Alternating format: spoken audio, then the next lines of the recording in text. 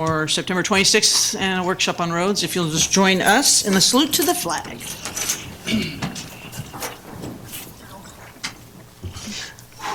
Ready, begin. I pledge allegiance to the flag of the United States of America and to the republic for which it stands, one nation, under God, indivisible, with liberty and justice for all. Roll call, please. Councilmember Ariano. Here. Councilmember Nasrati. Here. Councilmember Larson. Here. Councilmember Esquer. Yes. Mayor Bublak. Yes, we're all here. Declaration of conflicts. Hearing and It's a small conflict. We don't have pencils. crayons. We need crayons. Look what I brought. Okay, no conflicts. All right, moving on to public participation. The items today that we'll be discussing are going to be the workshop of roads and how we deal with our roads and allocations of funding and such. So if there's something else that you would like to talk about for 3 minutes, please come on up and say it. All right, then we will close the public participation portion and move on to approval of agenda as posted or amended. We have a motion. Second. And we have a second. Approving the agenda as posted. Councilmember Ariano. Yes. Councilmember Nasrati. Yes. Councilmember Larson. Yes. Councilmember Esquer. Yes. Mayor Bublak. Yes. Okay, on to the road maintenance and rehabilitation strategies workshop. The reason we're doing this is that a lot of us have gone out and worked with the road crews. We've all heard from you as well that what we're doing is not necessarily exactly working in sync. So this is our hope to have this dialogue, see what we can do differently to make a better impact with the monies that we do have. So, Mr. Bray? Yes, excellent. Good evening, Mayor, members of the council. The presentation before you tonight is going to be a joint presentation between myself and your Parks, Recs, and Public Facilities Maintenance Director, Allison Van Gilder. Tonight, we are going to cover the existing road conditions, available funding sources, current road maintenance efforts, pavement management strategies, and trench repair construction standards. A lot of these we've kind of discussed in the past, and so I was hoping we could make this a little bit short and informative, and then really open it up to hear what the council has to say and hear what the public has to say. So with that, what's that? Okay. And Mr. Bray, I know it's not ergonomic, but if you can just lean in a little bit when you're talking to get it on. Thank you. Okay, there we yeah, there we go. Okay, so I'll just squat a little bit. The actions tonight are to revise the city's pavement management system, otherwise known as Street Saver, to place an increased prioritization on improvements to residential streets, and also directing staff to report monthly on the entirety of the city's road maintenance program and making such reports readily available to the public. So how are roadway conditions measured? Roadway conditions are measured, thank you, via a numerical amount from 100 being a freshly paved street, no defects, to 0 as being a failed road. Currently, Turlock ranks at 57. That is our average network PCI. So that takes into account all the road segments, all of their corresponding PCI amounts, and comes with an average of 57. The roadway conditions historically have followed a pavement deterioration curve, which is depicted here. And within those typical ranges, certain types of treatments are applicable. Historically, we have historical costs of what those would have cost. Today's values, they've gone up drastically. That directly corresponds to the amount of roads that we can do with the limited funding that we do have. So it's really imperative to make sure that we're applying the most appropriate and cost-effective treatment that's possible. Here's another depiction of the road deterioration curve. So as you can see up in the upper left-hand corner in the green part of the curve, there's a relatively low drop in quality over a long duration of time. So that states that the better condition a road is, the longer it goes until it really starts to deteriorate. Then the curve starts to change and it starts to get steeper. And you'll see in the red section of the curve, the drop in pavement quality occurs over a relatively short amount of time. And so this is typical for most pavements, whether they're asphalt concrete or they're Portland cement concrete, whether they've been overlaid or not. This is a pretty standard pavement deterioration curve. So the goal is to address pavements before they get into that red part. It's a whole lot more cost effective on a life cycle. Here's a overview of the city's transportation facilities and how streets are classified. So as you may be aware, the city's streets are classified into really kind of three different main classifications. Your highest classification being arterial. Those are your streets that serve the largest amount of traffic. They are your Monte Vistas, Tuolamis, Folkerth, 99, or sorry, Old 99 or Golden State Boulevard. Next are your collector streets. Your collector streets are streets that connect your arterials to your residential streets. Those are larger than your typical residential street, and they typically range from Dells Lane to Crowell Road to Quincy and a portion of East Main. And then lastly, which comprises the majority of the city streets, are residential streets. So these are smaller streets in scale. They serve more or less the surrounding and adjoining properties, and they're designed to accommodate that level of traffic, not the level of traffic that your arterials and collectors address. The expected funding for available road funding in fiscal year 1920 is roughly $7.3 million. The different sources are gas tax in the amount of $1.8 million, SB1 in the amount of $1.3 million, federal funds in $929,000, and Measure L roughly $3.2 million. These are all estimates based on this current fiscal year. Most of them change a little bit depending on the current economic conditions, but for the most part they're pretty stable. The funding breakdown is really broken down into three distinct categories. The first category is maintenance. Roughly 35% of our road improvement funds go to maintaining our existing street network system. So this includes items such as filling potholes and our street landscape maintenance, our traffic signal maintenance, our street light maintenance, and I'm sure Allison will get a little bit more into exactly what all that covers. Next are roadway improvements. This is roughly 1%, and so these are identified for small, quick fixes for issues that are either reported or as staff sees them that need to be addressed on a very quick basis. And lastly, the largest percentage of the funding available is identified for projects. Projects are your larger capital projects that are constructed and built by contractors that the city bids out and hires. These are a majority of your road projects that you see driving around. Roughly 64% or $4.7 million is estimated to be spent or allocated towards the project component.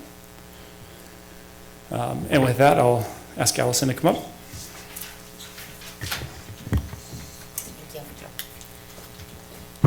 Good evening, Mayor and Council and community members. My name is Allison Van Gilder, and I am the director responsible for basically all maintenance of the city, parks, assessment districts, and streets, but here, obviously, tonight we're going to focus in on our streets component. So the slide that you have before you is just a very quick, hopefully, easy snapshot to just sort of give you all an overview of everything that the streets team does in terms of routine maintenance. I know we talk a lot about potholes, but in addition to that, the team that is assigned to this are responsible for all of the other items that are listed there, ranging from the maintenance of our sign program throughout the city, leaf pickup program that we have every year, assisting our public safety personnel during traffic accidents, things of that nature in terms of traffic control primarily.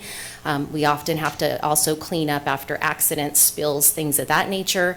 And then also median landscape maintenance. So all of the roadways, throughout the community, typically you're going to find them landscaped with a variety of bushes or at the very minimum, bark and trees. And so our staff assigned to this team take care of all of those functions.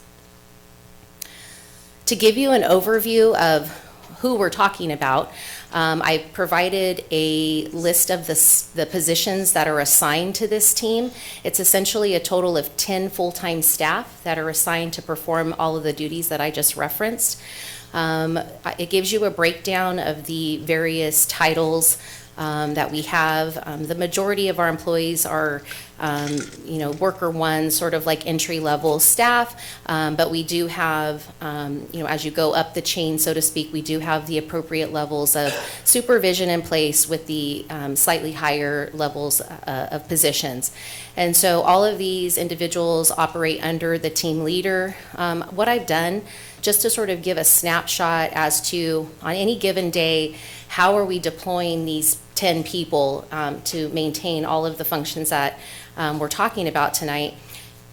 We have people who have essentially primary duties. So we may have one staff person who it's their primary role to maintain islands, or we may have one staff member whose primary role is signs and calls.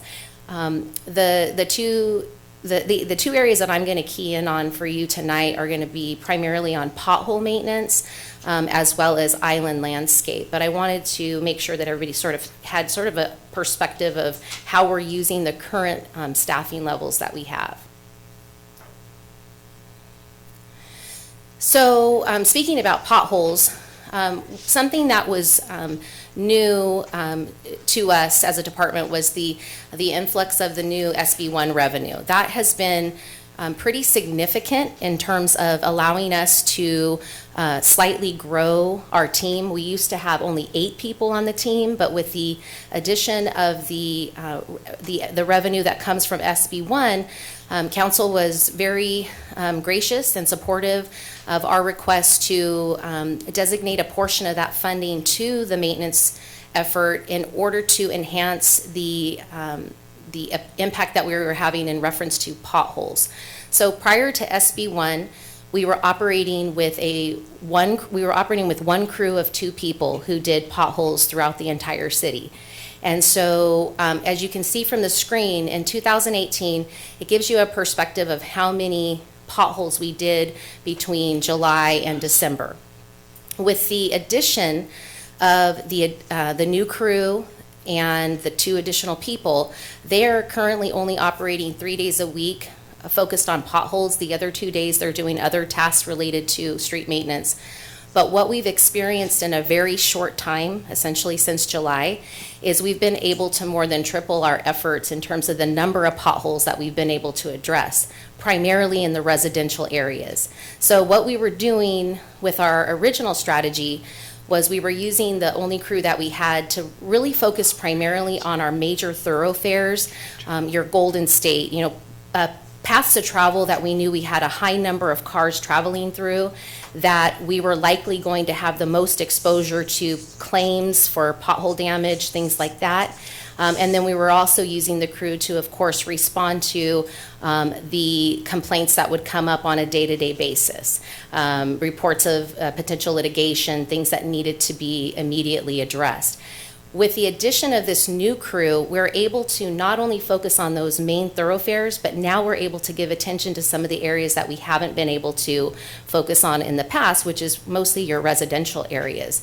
So, the obvious question, and the question that we often get, is why do you continue to fill the same potholes over and over? And I can understand the frustration.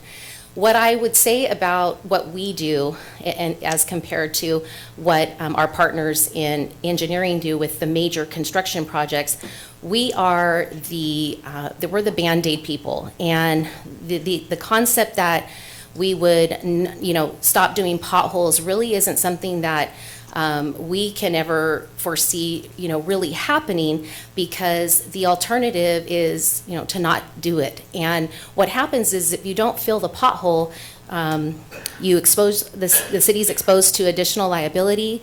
It can turn into a bigger hole, obviously, but what it also does is it creates the potential for water to get into that opening and further erode the road. And so I would liken it to something like our home roof maintenance. We know that every 15, 20 years, we likely, some roofs, you might have to replace them, but it doesn't mean that you ignore the leaks until it's time to replace the roof. We have to continue to try to make an effort to maintain the quality of that road as best as we can.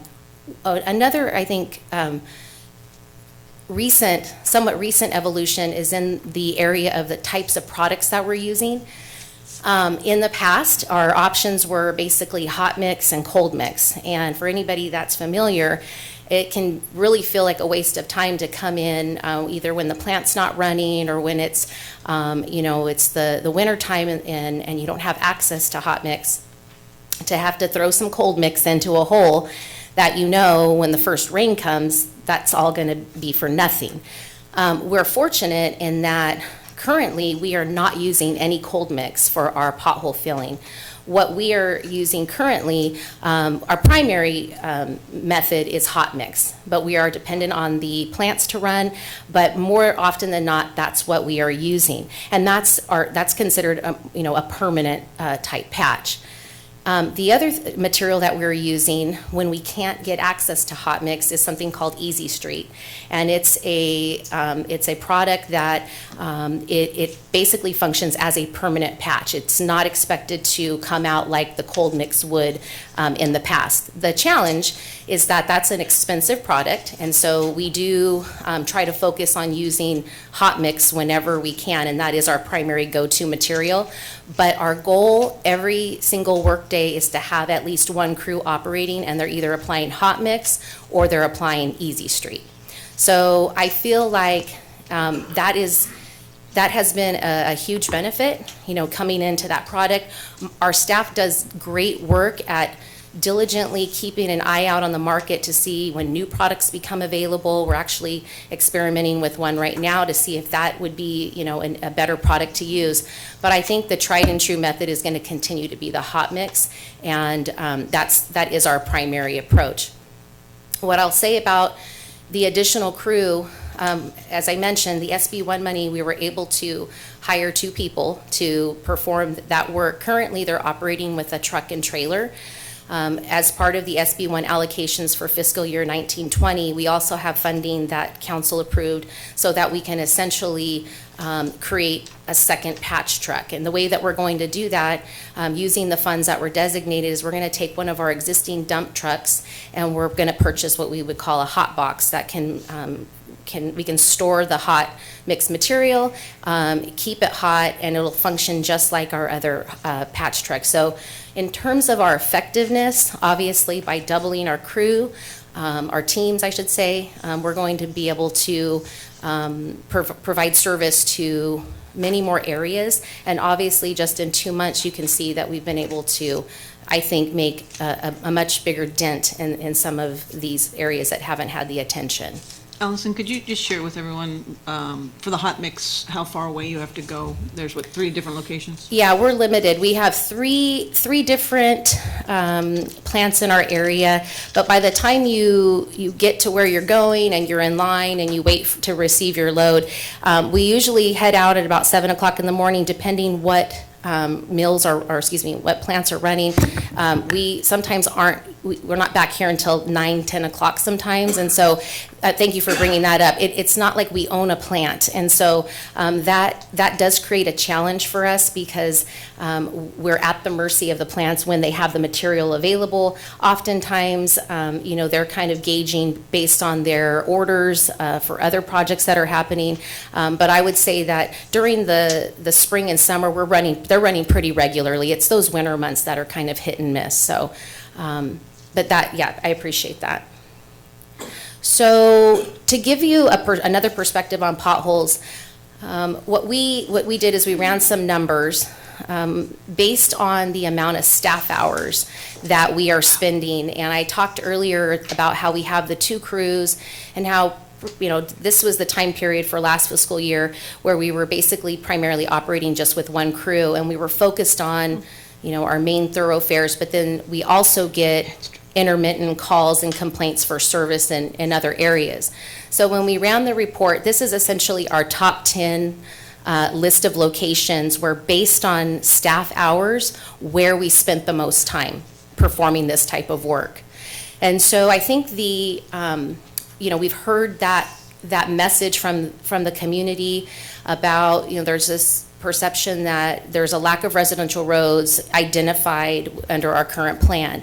And so I wanted to be able to give council another perspective to potentially layer this information over what Street Saver has told us and see if there's some consistencies there, and maybe give council something to think about in terms of maybe reprioritizing based on where we have been spending our time.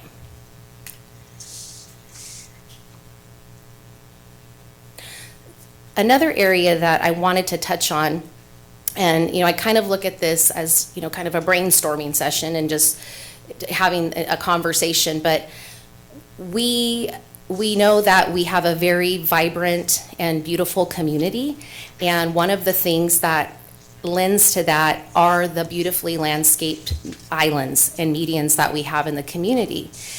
And while that lends itself to the benefit of economic development, and people, when they visit, they get a positive impression, there's real maintenance that comes with maintaining those locations. And so something that I wanted council to think about as well is whether or not there's potentially an opportunity here to redirect the finite resources that we have currently by reconsidering the design standards that we have in our medians. And I know that's not always popular, but we have done some pilot projects where, through grants, we've received funding to do like an artificial turf median, where it's basically the turf and trees. And when we did that, we sort of waited to see what the reaction was going to be, because it's very different looking than many of our other medians. And I would say that initially, there was some mixed reviews, but since that time, it does not appear to be a major concern to the majority of the community. We've not heard many negative things. In fact, we've gotten quite positive comments. We've also done other locations through the rubber bark grant program, where, canal, we've got trees and bark there. And so for me, that could potentially be an opportunity to consider when you have individuals assigned to this street maintenance team who are charged with having to perform that kind of work, when potentially they could be doing something that maybe creates a bigger impact on the issues at hand, whether they're doing pothole maintenance or crack sealing or some other form of maintenance. I do think it's something for council to think about. We just ran a report, just to get some quick numbers for that activity code, which island right-of-ways, it basically consists of a lot of hand maintenance, so trimming bushes, fixing irrigation, things like that. This doesn't include tree maintenance, because we categorize that for every location, because we have trees, everywhere. But I thought this was still pretty impactful, just to show you that essentially we're spending about 1.5 full-time employees every year just doing maintenance on the landscaping and the medians. Now, there may be that thought, like, well, why are we doing that? And, how hard could it be, or whatever. But I will say that there is significant liability if we do not maintain the shrubs. We've had experiences in the past where there were questions and concerns that a plant, essentially a bush, was not maintained to a certain level and played a part in blocking a clear vision triangle issue, resulting in an accident. So we take that very seriously, where we this is not one of the areas that we can slack on. We have to at least, maintain the height on them. So again, something that isn't probably real popular, but I believe that in terms of all of the other things that we're charged with doing, I would say this is something that isn't a have to do or have to have. It's an amenity, it's a aesthetic amenity. Oops, I went too fast, sorry about that. Final thing I wanted to touch on, because I know that the council has adopted the new trench repair standards, and I believe Nathan's going to go into this in a little more detail. Just wanted to let you know that this is on our radar, because currently my staff will make the repairs for utilities as they go in and, work on their sewer system, things like that. And so there has been some commentary about, could city staff create like a trench repair crew? And what I would just say is the numbers in terms of how many we have, I don't want to say that it's insignificant, but the point that we're showing you these numbers tonight is that we don't believe at this time that the number of trench repairs that are being generated really warrant the addition of more city staff. The concept that we are recommending at this point is that we move forward with a contract where we might have a contractor come in once or twice a year. We will keep track of all of the temporary trenches that have been repaired. They will come in and they will repair them to standard. We don't have the appropriate equipment to bring the trench to standard, and you're talking about investing in equipment that will essentially probably sit for most of the year. I would have to pull staff from other duties to make those repairs. It just doesn't, in my opinion, and in talking with Nathan, in this area specifically regarding trenches, we think it makes more sense to contract out that type of work at this time. So with that, I'm going to go ahead and, one more thing, I'm sorry. One of the actions tonight that's on the agenda was the concept of providing regular information to the community. And so this is a sample dashboard. It's, obviously we can talk about any other information that you would rather see, or if the community has input, but these are the things that we thought might be of interest to the community, demonstrating, how many potholes we repaired that month, giving them sort of like the top 5 locations of where we were performing that work. Work orders, miscellaneous orders, sign work orders, things like that. So we are happy to provide the information. The really great news is that a handful of years ago, council heeded our request in investing in some maintenance work order software. And so we are really starting to reap the benefits of that investment, and that when you come to us, or when the community comes to us asking for data, we're able to provide this type of information very quickly. And so I'm definitely open to any other ideas in terms of what information we'd like to provide to the public. And I think with that, I'll turn it back on over to Nathan.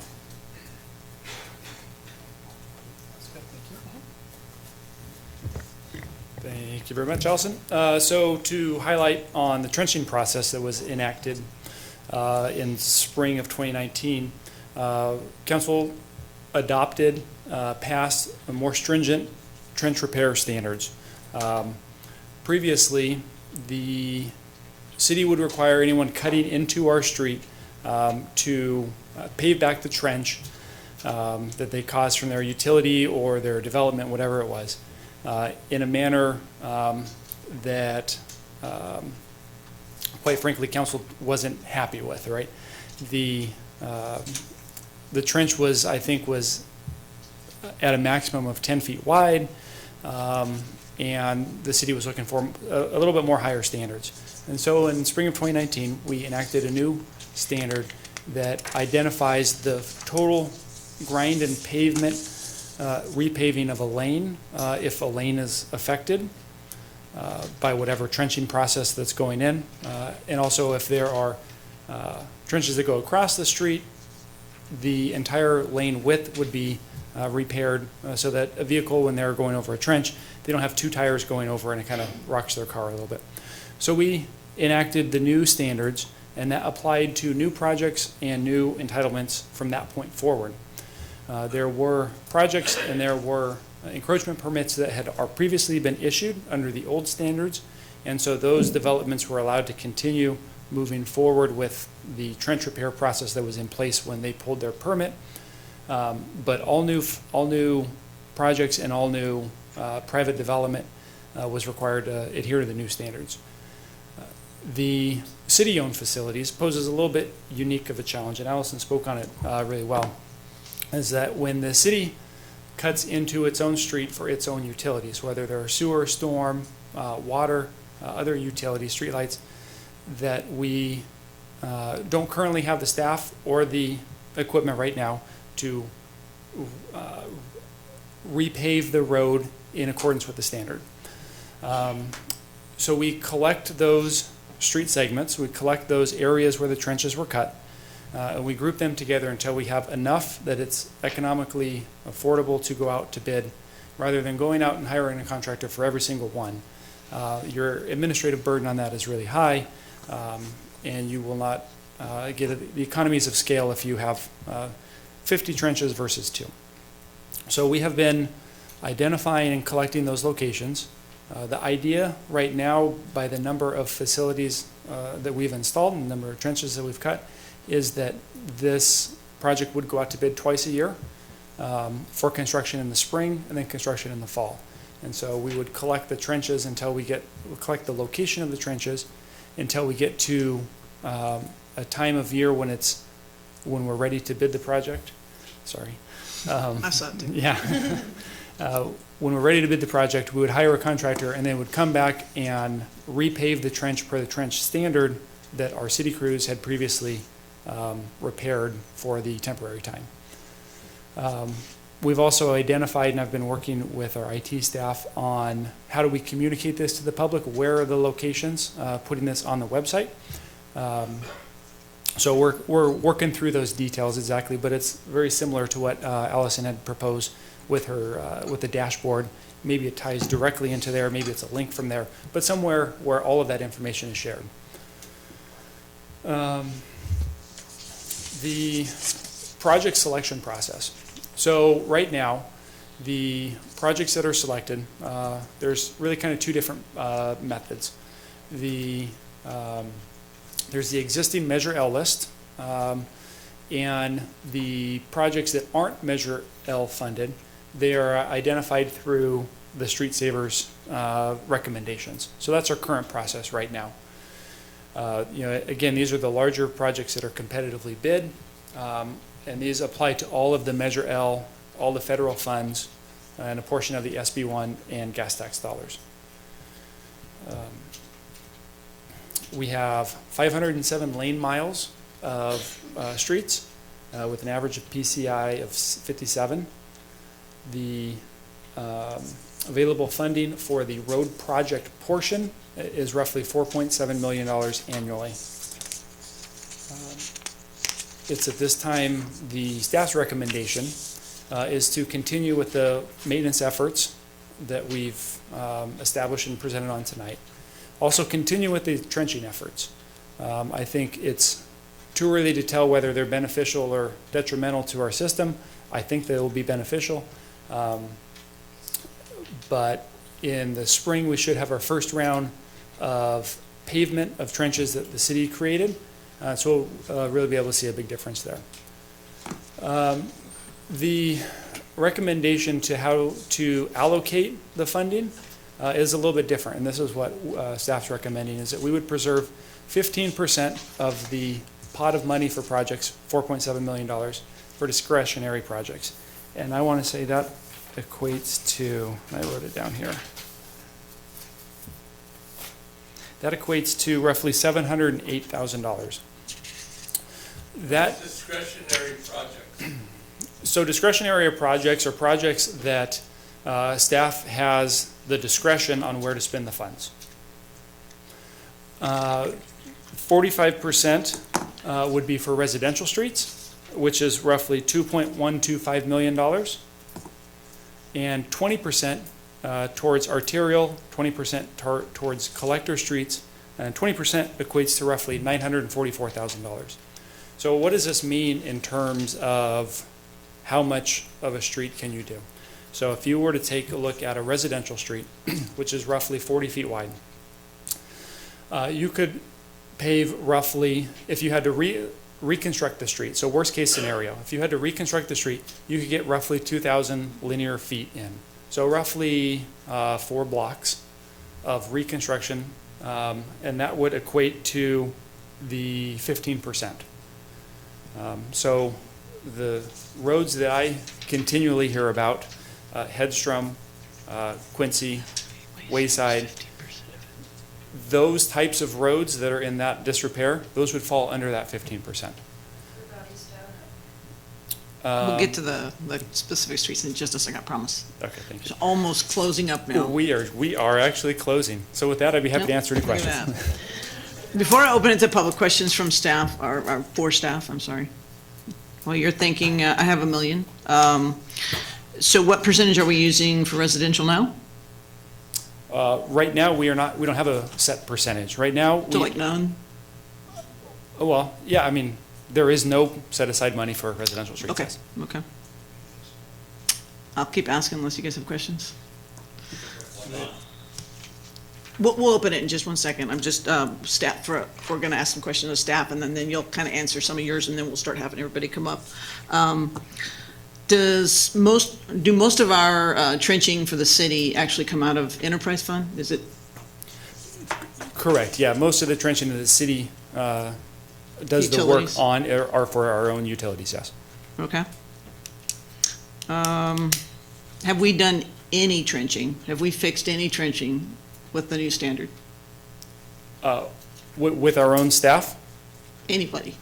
or contractors too? Has anybody put any of our standard in?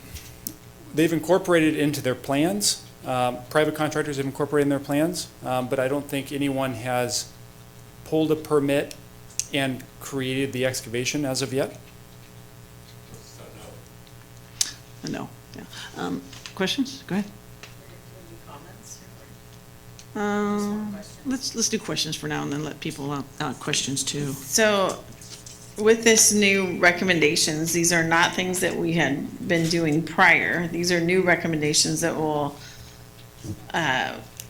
maybe want to incorporate going forward, correct? That is correct, yes. Okay. I think, what people here want to see is visual movement in the community. So with this new metrics, do you feel confident that there would be visual movement within the community?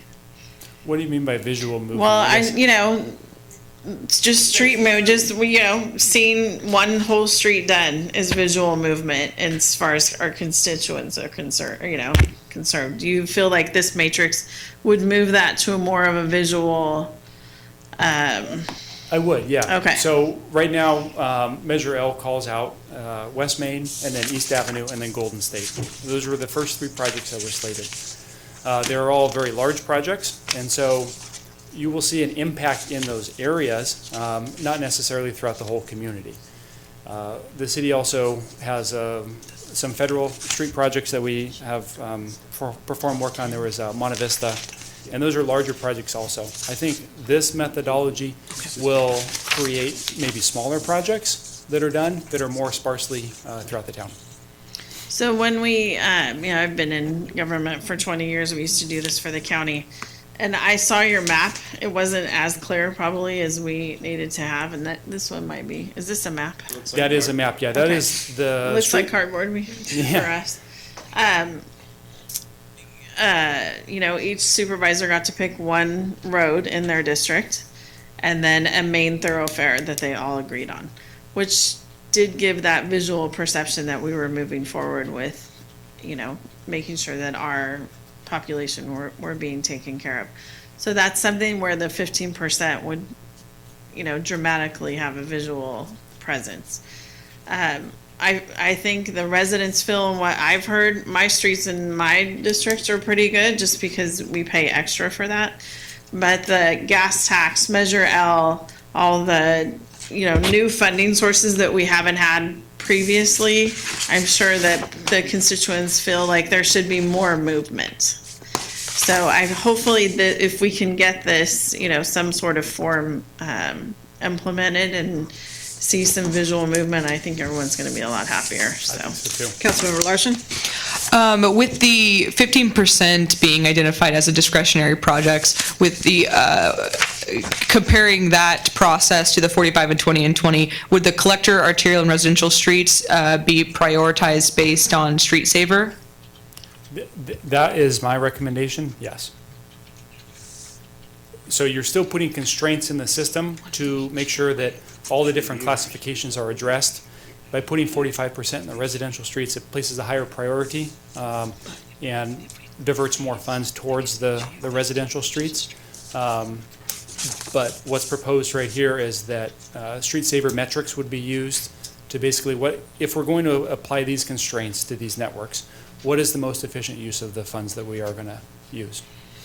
I think you mentioned in your presentation, but what would, since it's 15% and that 50% comes out to about 708K, how many roads would that, if totally reconstructing, let's say that they're one of the lowest PCI ones, that they are the waysides, they are that type of, how would that only do that road? It depends on the length of the road. It would Right. do roughly 2,000 feet or 4 blocks.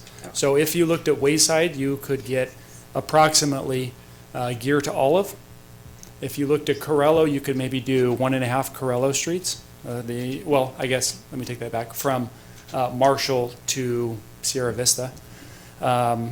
You could do Headstrom from also Gear to Olive. So it really just depends on how long you're going and the width of the road. But most residential streets are roughly around 40 feet. With the 20% collector arterial, the other percentages we're talking about, would there be a way to include a metric of how much time our street maintenance team spends on those roads? I know we can gather the data, but it's in 2 separate software systems. So I'm not sure if there's will with my colleagues, but I think that would be another additional metric we can look at that could maybe add a little bit more foresight to where we disperse those spendings. Yeah, no, I think that's a great idea. One, it addresses roads that we're obviously spending a lot of time on too, but then it also opens up available time for our crew to hit other areas of town. So they can't be, my understanding is they can't be correlated in the same programs, but you could have 2 separate printouts and then almost like overlay the data. I would even suggest that for the 15% as well, because I think one of the things you run into with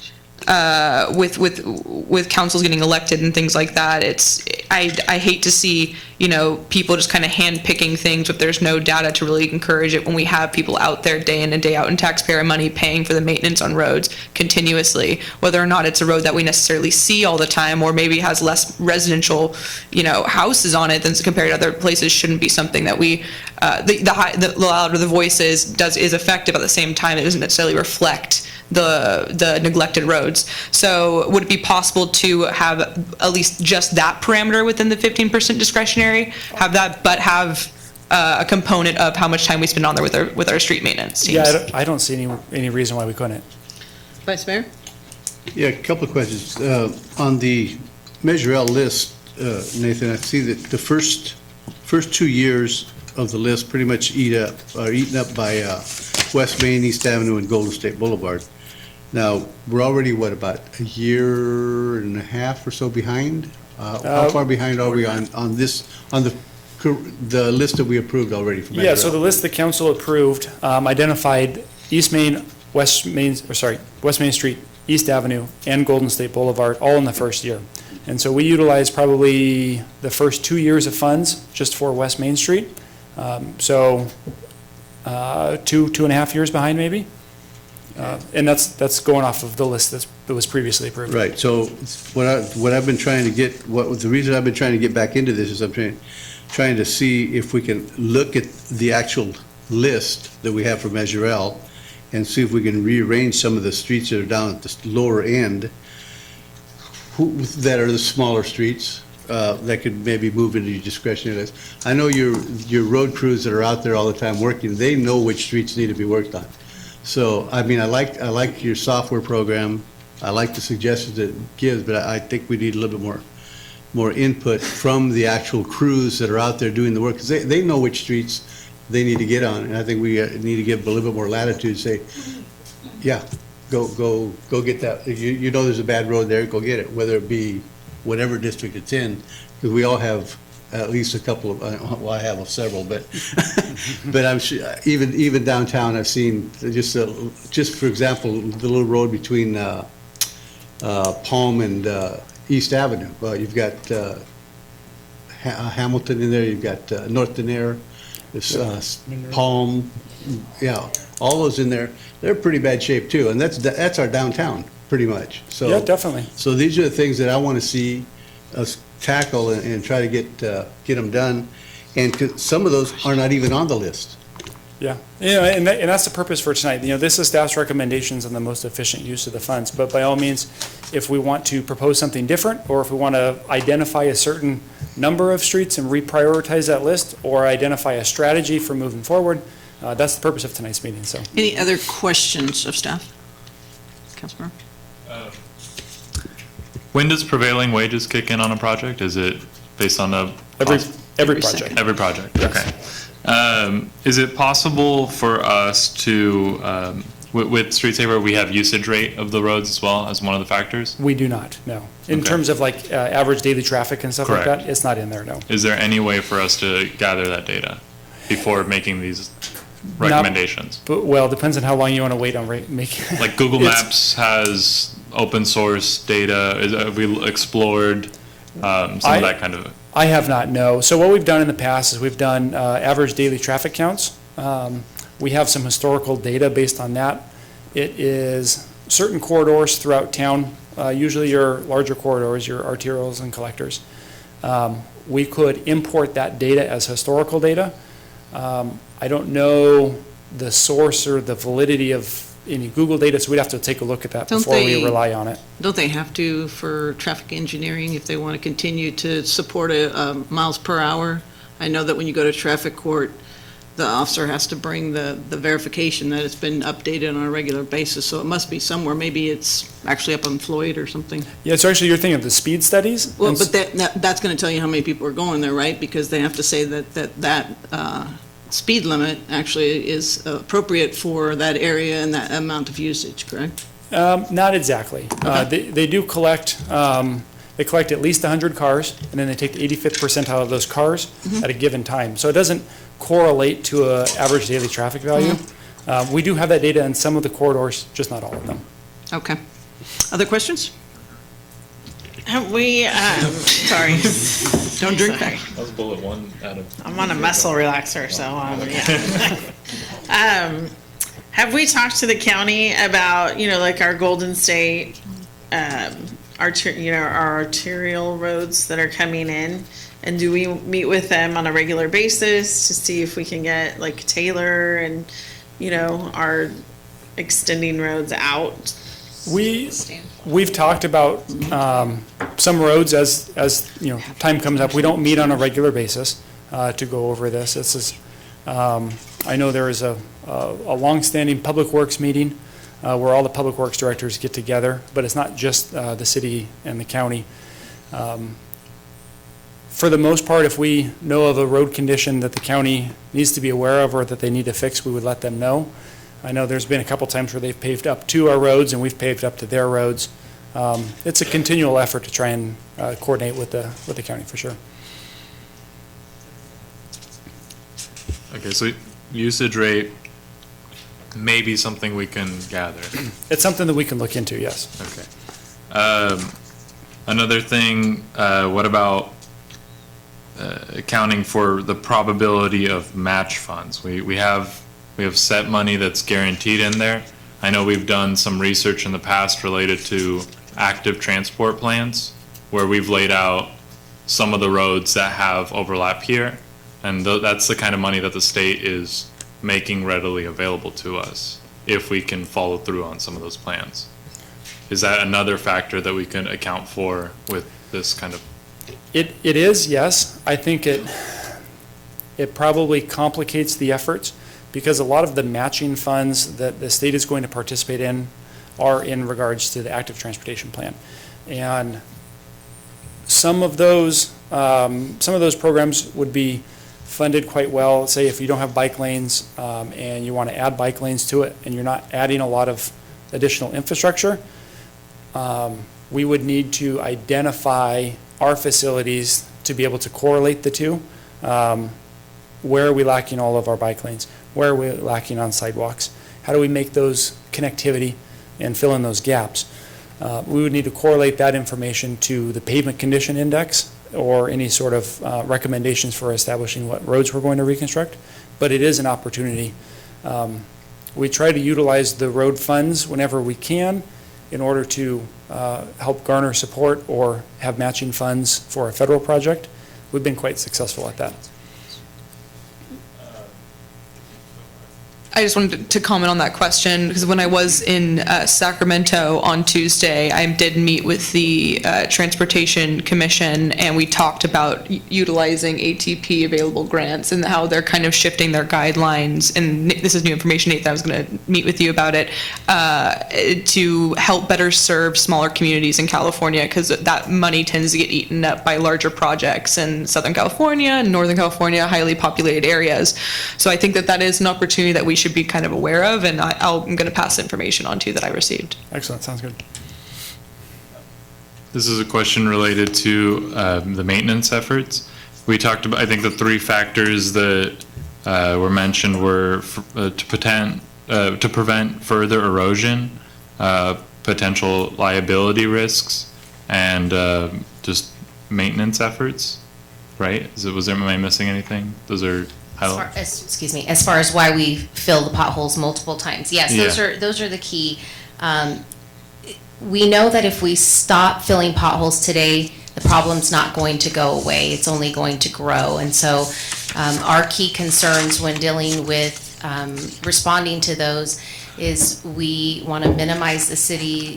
First of all, it's on safety. We want to address the safety hazard, but then we also want to make sure that we limit the city's liability, because we know that those claims, that takes away from our ability to provide more service. And so those are our key focuses when it comes to those efforts. And then obviously maintaining the life of the road for the longest period possible, not allowing the rain to further undermine the road. On the specific point related to further erosion, are we doing maintenance on roads that have reached a PCI index that will require? We do Linwood, so Yes, exactly. Okay. Yeah. That's where we would spend most of our time. Yeah. Because there are so many potholes and cracks and such. So there's a lag here. I was remiss. That is not Doug sitting down there. This is Carrie Fuller. She's filling in for Doug and out of his firm. So sorry. Go ahead. Another question. On trench repair, I know we're talking about the economy of scales. How do our surrounding neighbors do trench repair, the county and other cities? I believe most of them contract it out. Some larger agencies, they have their own crews. They have enough work, or they fall under different sections of law. So the city of Modesto is a charter city. They are allowed to do paving. So in addition to trench paving, they can do street paving.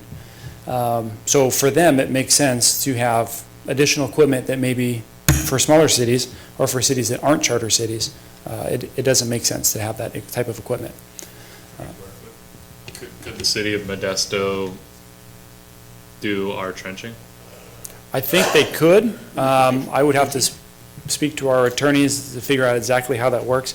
It's basically a public project that we would be bidding out, and how they would bid and how we would award to them, I'm not sure, but it's something that we can look into. Okay. Could you explain what a charter city is? Yeah. Can you explain what it is? Carrie? Bad internet connections. So there are charter cities and general law cities. General law cities are formed under state law. Charter cities adopt their own charter that serves as their basis of the powers and duties that they have. So would there be a way, we're surrounded by smaller rural cities. Would there be a way for us to kind of have an agreement with others to be able to purchase equipment such as that and kind of have an MOU with how we can utilize it, schedule it, request it? Is that something that we've looked into before? We've looked into not necessarily JPA? purchasing new equipment, but we've looked into borrowing other cities' equipment in exchange for some of our equipment. So the city of Ceres is one example.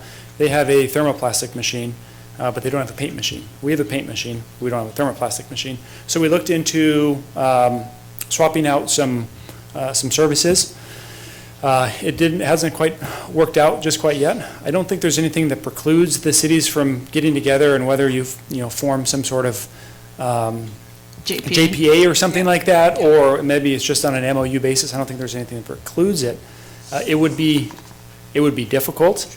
I think it would be more advantageous for the city to contract out the trench repairs that we do, just because they're so limited. Can we get this open? Okay, yeah, sure. Last one, and it kind of goes to Allison. You mentioned the landscaping component and how we're essentially having 1.5 full-time workers the entire year. The suggestion on the PowerPoint is, talks about reprioritization. But I'm trying to wonder what that looks like, and I would love to hear from the public, kind of, if that's something that we'd be willing to forego, because that's something I think that could really help us tremendously with getting some more people out there. We have guys 3 days a week going out there for potholes, and if that could kind of shift that load during this time, during a tight budget time anyways, where our beautification aesthetics are kind of suffering, I think that's something that we should be willing to look into, but I would love to hear from the public on that. Let's open it to the public, can we? All right, we'll open it up to the public. Each time you come up to speak, let's keep it to 3 minutes, if you will, please. We've got some cards filled out. Sergeant Holman wants to talk. All right, so far, we have Julie? So this is where we go? Please, Okay. yeah, just pull it down a little bit so you can, Hi, Thank you. I'm Julie Bradford, and I live on Windsor Court, right by feeding into Wayside.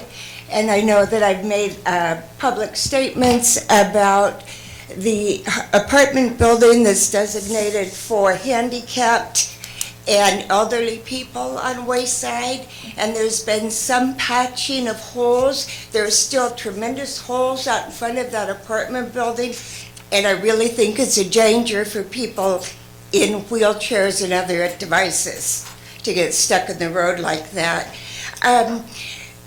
Wayside used to be a quieter, maybe just a residential street or an arterial street, but now that that Olive has been widened and the turning lanes have been widened, it's becoming a thoroughfare with delivery trucks coming from Olive down to Gear and vice versa. So the repair in Olive is actually causing more problems on Wayside, which I guess happens. I was curious and hope somebody tell me something about the special taxes that are paid to keep roads repaired. So was that when you purchased your property, or? for assessment districts, is that what you're asking? Yeah, I'm asking, we're not charged those taxes, our roads are in. Sure, there are, the older areas are not assessment districts for the most part. Right. Newer areas, they just automatically do it, so each property owner pays an additional amount of money, hundreds of dollars, to have their roads slurry sealed on a 7-year basis, but they also have to pay all the, the taxes that you pay as well for gas or Right, anything right. like that. But to do that, we'd have to have every citizen or landowner would have to agree that they all want to do that in a general area to make that assessment district, which would be a great idea, but some people own multiple properties and Yeah, are sure they probably do. going to frown upon Yeah. that. I did have a question for you on the trenching. You said you think it works, you think it's a good idea, but you didn't sound sure about that on the trenching. I just wondered if I misread you there. We'll have him finish up on that afterwards. So I actually have some more questions on his trenching too. Okay, all right. And then I'm hoping, I know about the healthcare crises in the city, and I was wondering if open enrollment, maybe you're going to take care of that so that there'd be more funds in the city? Ms. Fuller? It's a litigious question. We have I know. negotiations pending. It's also outside of. Right, we can only talk about Okay, roads we're today. just looking for but- money here, Oh, yeah. I am Good, too. okay. Thank you All for right, looking. thank you. Thank you. The next person and only other one I have is for Manuel Lopez. Sam's gonna have one in a minute. I'm gonna have one too. All right. Let's do it. There you go. Hi. Hi, Manuel Lopez, 1783 Green Hills Drive. First of all, the Main Street's looking great, so that's awesome. I use it every day. It's we're moving forward, so that's a positive. That's look at the positive that we are going on for the city. Assessment districts, actually, that's one of the questions I had. Like you just mentioned it, everyone has to vote for it, but is that something that we could put on the voting the next time around? The citizens could, sure, yeah. Yeah, because that would be something interesting. We could get like more revenue. I live in an area that doesn't have assessment districts. Right. But I would be willing to pay for extra money for our roads to be as nice as the one that's. And sidewalks, don't forget Yes. sidewalks. That would be something that we should probably think of putting that on the next time we vote, and would be great. And then also the Street Saver program that you talked about. Want to see where Glenwood and Green Hills Drive is on that, because that's the area I live in, and actually, it doesn't look like it looks like that whole street needs to get redone. Glenwood and Green Hills Drive. So And they'll just- look it up and probably answer at the end if that's helpful. Yeah, I have some pictures I could probably show you how it looks like. And just with the Measure L funds that we have, that's supposed to go for the next 25 years, correct? Does that mean are we going to be able to hit every street in Turlock for the next? That would be ideal, right? We'll have them answer that one too. Right, but that would be something just. I don't see it, but yeah, sure. Yeah, but I would just probably say assessment districts would be something, a good solution, extra revenue. And I think if people see they're paying something and something Right. gets done, our people are going to be more willing to do it. Sure, That's something I would suggest. thank you. Mr. Holman? I'm gonna go with Sam probably, right? You filled one out? Oh, no, he's sick too. Kevin? That was a hard one. Sorry. It was hard to read, Mr. Nichols. I know. Your penmanship is poor. I was trying to do it on my leg. Okay. Thank you for taking some of my questions up here, and I think got two of them. And somebody asked something about landscaping. Was it you? I have seen this city have 8, 10, 12 city workers on Christopherson at a time. You're talking about money. Why do we need so many workers over there at one time? You know, it's just something you're talking about money. There goes part money right there, okay? Another question I had was, and Miss Blue Black knows this, Blue Black, sorry. You put in a signal light about 2 months ago at the corner of East Hawkeye and North Denaire, 2.5 months ago. They did about 200 feet of street, new streeting both ways, down North Denaire and the other way. Why didn't they just go ahead and put 500 more feet and have 2 blocks of it already done?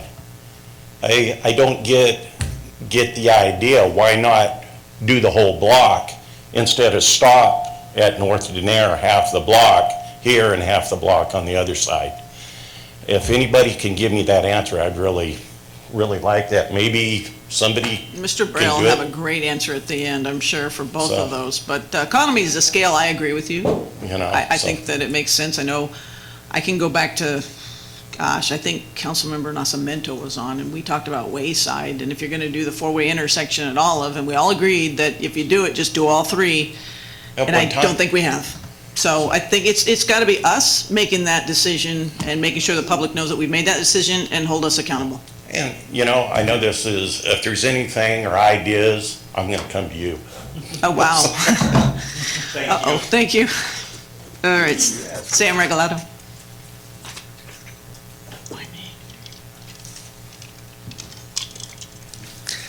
Thank you, Council, for giving me the time to address this.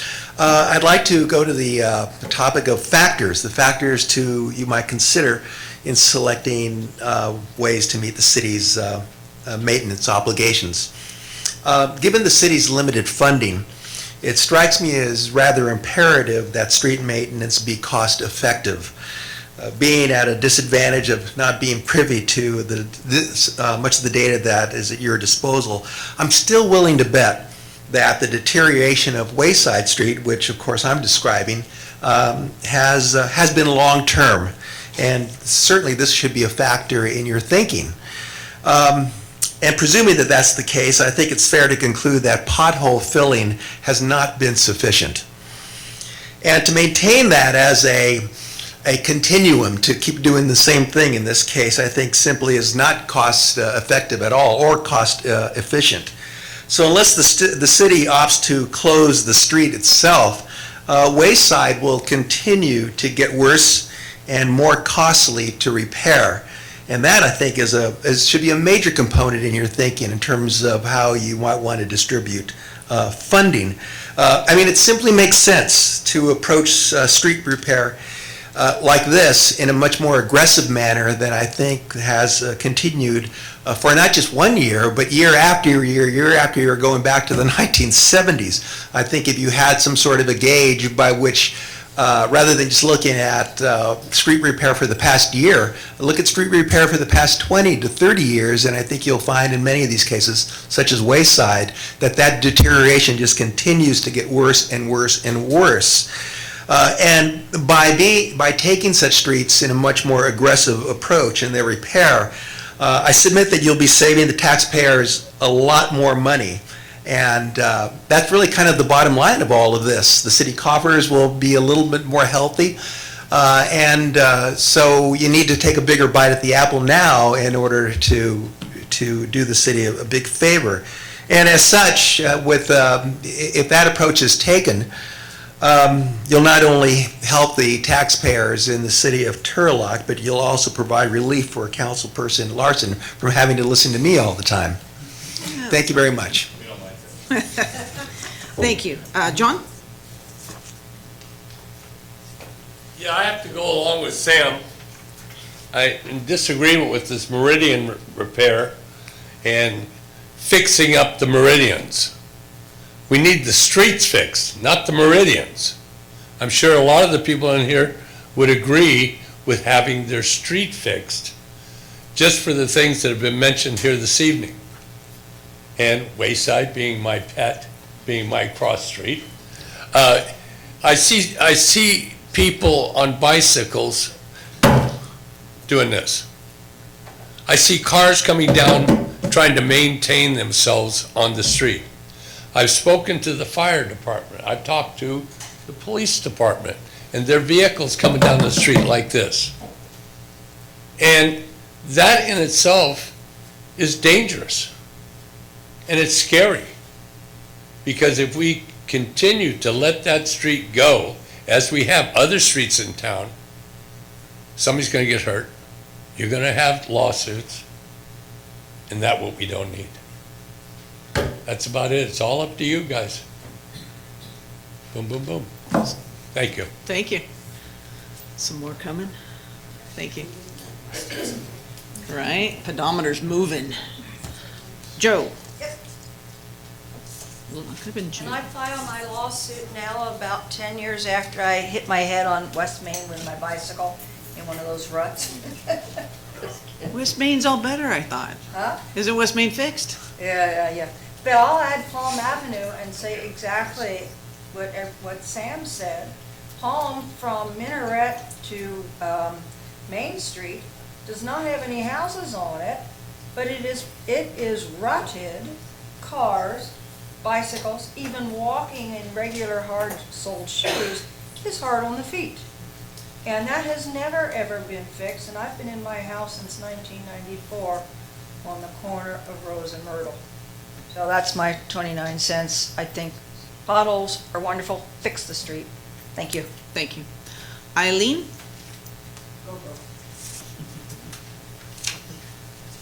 Hi, I'm Eileen Weston. I live on what seems to be the poster child for bad roads, Wayside Drive. I live there and I own the house next door to me, which is part of my retirement, which I am hoping to sell sometime soon.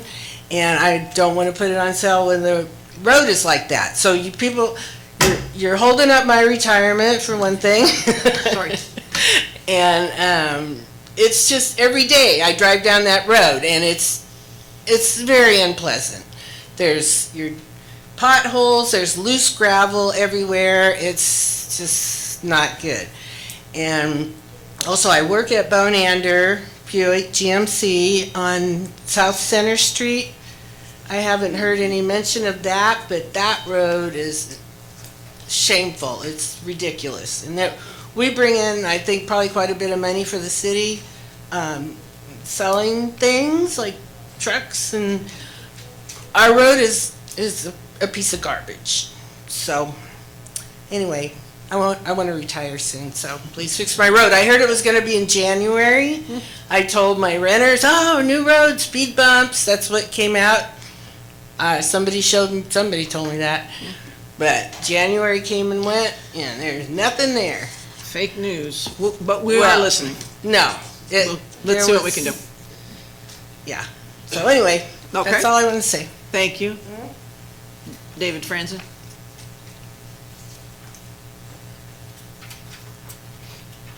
Sometimes he says DJ. Good evening, Council. Just wanted to address a potential change of strategy completely. This is not sustainable. This tax is supposed to be for 25 years, and even if we got all the money up front today and we fixed all the roads at today's cost, not the cost of 25 years from now, which will probably be double or triple, we would still end up being $100 million behind in 20-something years. So it's a fail. I can already predict this. So we can't be sitting here looking about, should we do some landscape here and should we do some potholes here? We need a complete new strategy and a commitment to prioritize road funding.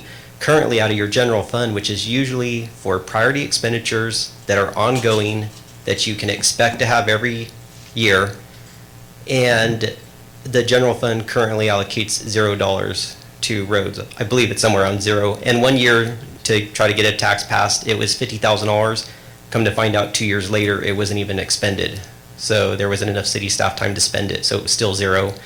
And to me, I don't see how that's possible. If you go to police and so you say their budget's like $20 million, fire, $12 million, roads, zero. That doesn't even make any sense at all to achieve a priority topic like roads. And then also, you got to change the list strategy, which I think Councilman Esquer has asked about going back a couple years. Can we change the list of the Measure L?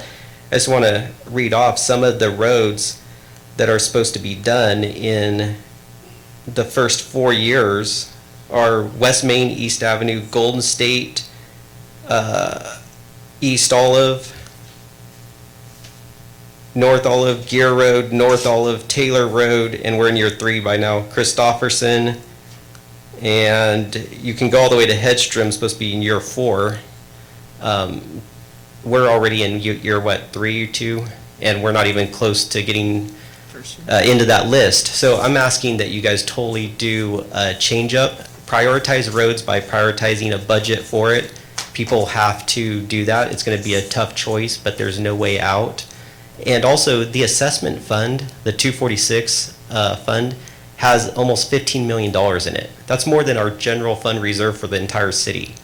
So there's got to be an adjustment there, and can we incorporate it and expand? These are all legal issues that I think should be addressed by now. This has been an ongoing topic, but I hope this isn't another just, everyone up here says roads important, and then we come away spending $0. It's just a little change of an order. So I ask that you consider that, please. Thanks. Time's up. In reference to the assessment, we are working on that. That's quite a bit of research for legal aid, so we're not going to be able to just answer that right away as far as where that money is. And in regard to the medians and landscaping, the downside is that typically it's going to be assessment districts, and then they're not going to have to pay as much, ergo there won't be as much money, and so who's actually paying for those people? So there's good thoughts with it, but I think that we reduce our funding somehow. Ron?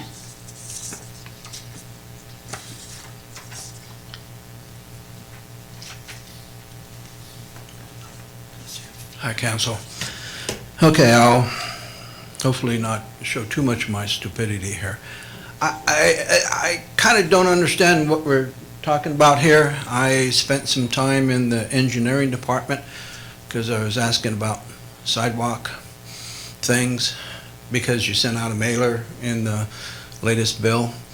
And when I turned around, I saw the Measure L map, you know, the 2017 through 2022, and the streets are supposed to be done, so on and so forth. And we really have only just completed, you know, West Main.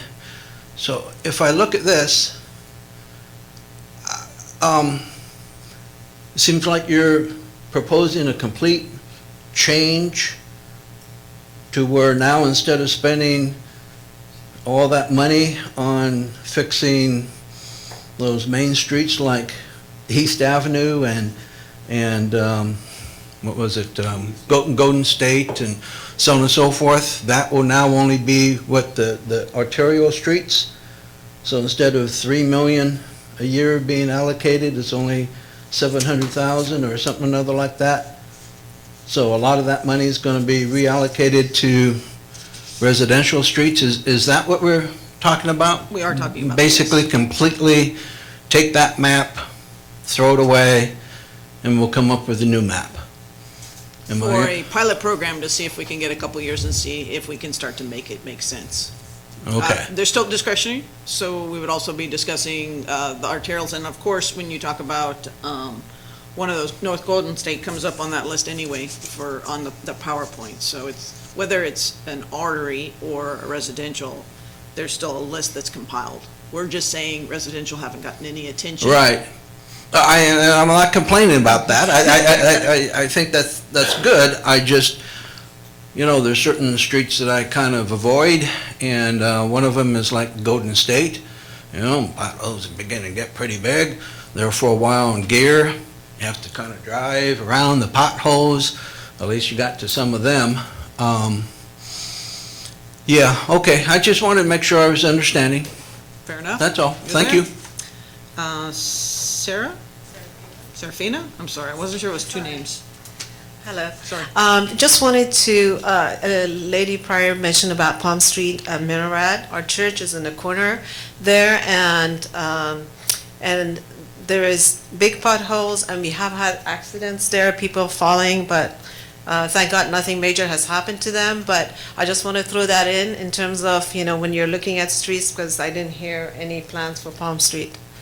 That's it. Thank you for your time. Thank you. Are you just gonna walk one at a time? You're just working that? Bridget?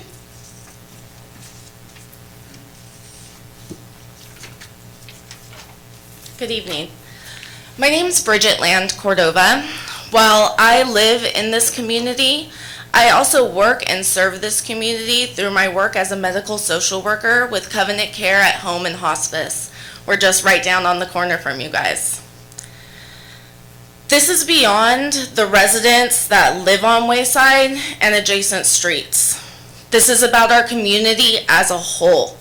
From my colleagues and I, who work hospice and home health, serving patients in this community on Wayside and adjacent streets, to our emergency response services that respond to the area as well. This is about the safety of those that travel these areas. Mayor Bublak? Nicely done, Thank you. Even said in a statement, to quote from the Turlock Journal, "Today's local streets and roads are also important for police, fire, and emergency medical services that require safe, reliable roads to respond quickly to emergencies." And I think that's an important point to make. But we also need to think about the other people that are serving this community. My organization and others like it constantly travel these roads to serve this community. Beyond that, I know we've talked about funding for things. And I did a little bit of research and learned that there is funding through the city to maintain their city vehicles. If we are able to maintain our roads, then maybe we can decrease the funds that are being used to maintain city vehicles that are having to drive these roads as well. There should be no question that our city's roads are in need of dire repair. Instead, a plan and a timeline should be put in place, stating what roads that have been neglected for over 40 years and rate the lowest on the pavement condition index need to be addressed first. The areas of wayside and other roads needing repair in our city should no longer go neglected or ignored because we are in lower socioeconomic areas. We are all part of this community and we should be recognized as such. I thank you for my time. Thank you. Jeff?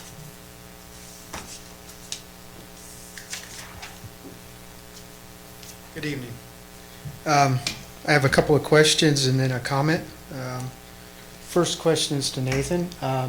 Would you happen to know when a patch truck is called out to patch a pothole, what the cost of each of that is, of each pothole?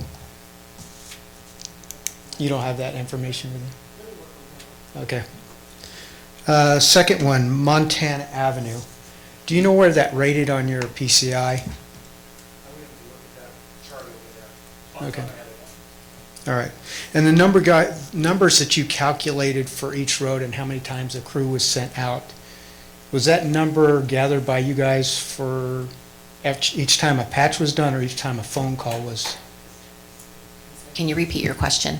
The numbers on the roads that you had up here and each time you responded to patching a pothole, is that per call or is that actually per patch that was done? I can answer that question in the entirety of all the questions, but I'll write that down. Okay, so if somebody calls in a pothole, but it doesn't get patched, it doesn't get put on that list, right? We keep Mayor, is it Go ahead, okay? Okay, I'm sorry, okay. Yeah. The list that I showed you, I showed two lists. I gave you a list of our top 10 locations based on staff time spent. Okay, it's And time then, not. That one was time, but then the other one I showed you was based on the number of potholes and just sort of that comparison from last year to this year after we added the crew. And then you had one last, what was the other question? So if you made a phone, if a citizen made a phone right. call to have a pothole repaired, Correct. but nobody ever came out, it never makes that list. It should, anytime we receive a phone call of a complaint, it should be received and logged and put into a work order. And so if it hasn't been addressed within a reasonable period of time, I would encourage you to call back. But usually it gets added to the work order list and we get to it as quickly as we can. That's our process. All right, thank you. I agree that Measure L is not going to be enough for fixing our problems. We definitely need to look into pulling from our general fund to try to get caught up, because once this snowball gets hit, and you saw the graph, and we got many roads that are in that red zone that are complete reconstruction now, which could have been taken care of by maintenance in the past. I mean, if you drive down, Montana is a perfect example of it, because if you drive down Montana Avenue, it is horrible until you get to that section where they put a new housing district in 15 years ago. They did a slurry seal. Well, it's probably a cape seal back then. They put a cape seal in there. And that road, that little section of road is held together and is in good condition. Both sides of it are terrible condition. No maintenance was done on it for 30 years, and now we're paying for that. And so you can't catch up to that snowball that's going down that hill and gaining speed and getting bigger. So just, I would really appreciate if you guys would look into taking some of the general budget and looking what's in there, all these programs that we have in this town. Because in California, we pay way too much taxes right now to live with streets like this. And people talking about, let's assess more taxes to the people that live in these houses. That's the wrong direction, because that never ends. We keep paying more and more taxes, and we don't see our roads getting any better. Thank you. Thank you. Any more? Anybody who just fears blue cards wants to get up? Come on up. Sure. I know. One blue, one pink. This question kind of came to my mind when Allison was talking at the beginning. You started by kind of... Could you just tell us your name, sir? Randy Islow, thank you. You projected about 7.3 million in funds this year. Is that what you said? I think that was you. It is, yes. Oh, was that you? But you had made a comment kind of like or you kind of said, 35% goes towards maintenance and 64% goes towards projects. Is that you? Sorry. We look alike. It's okay. Yeah. Just the height, that's all. Anyway, someone said. But you had made a comment kind of like, your team of the 10 is like the patchwork and they go up, and the projects is more of like the engineering side. How do you guys work together, and do you guys pull from that same amount of money that you're talking about? Or, that's kind of, I want to know, like, because I think, and I'll kind of turn back to you guys now, but after this current council was elected, I think it was last year, I thought, oh, great, I'm going to see road construction on every corner starting. So I guess another question I have as a citizen is like,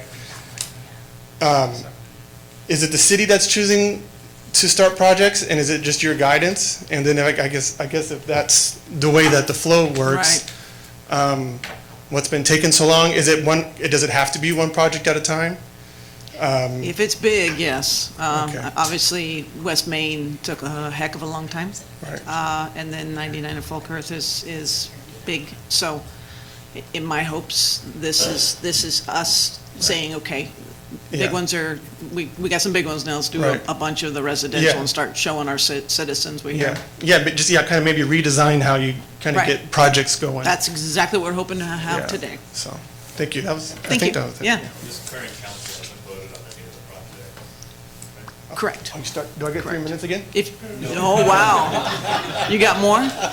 Well, I was going to say, with the median idea, Yeah. I think 1.5 people per year is not a lot of money to make sure that looks nice.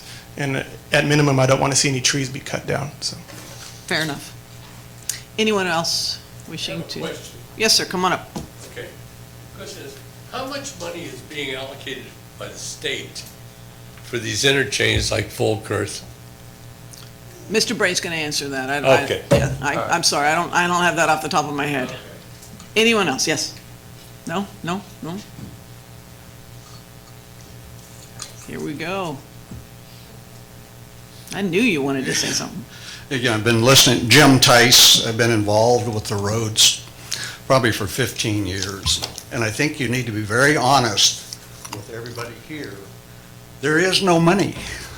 There's no money in the general fund. What money you do have, you've got $90 million probably to spend on roads. You need to spend 130.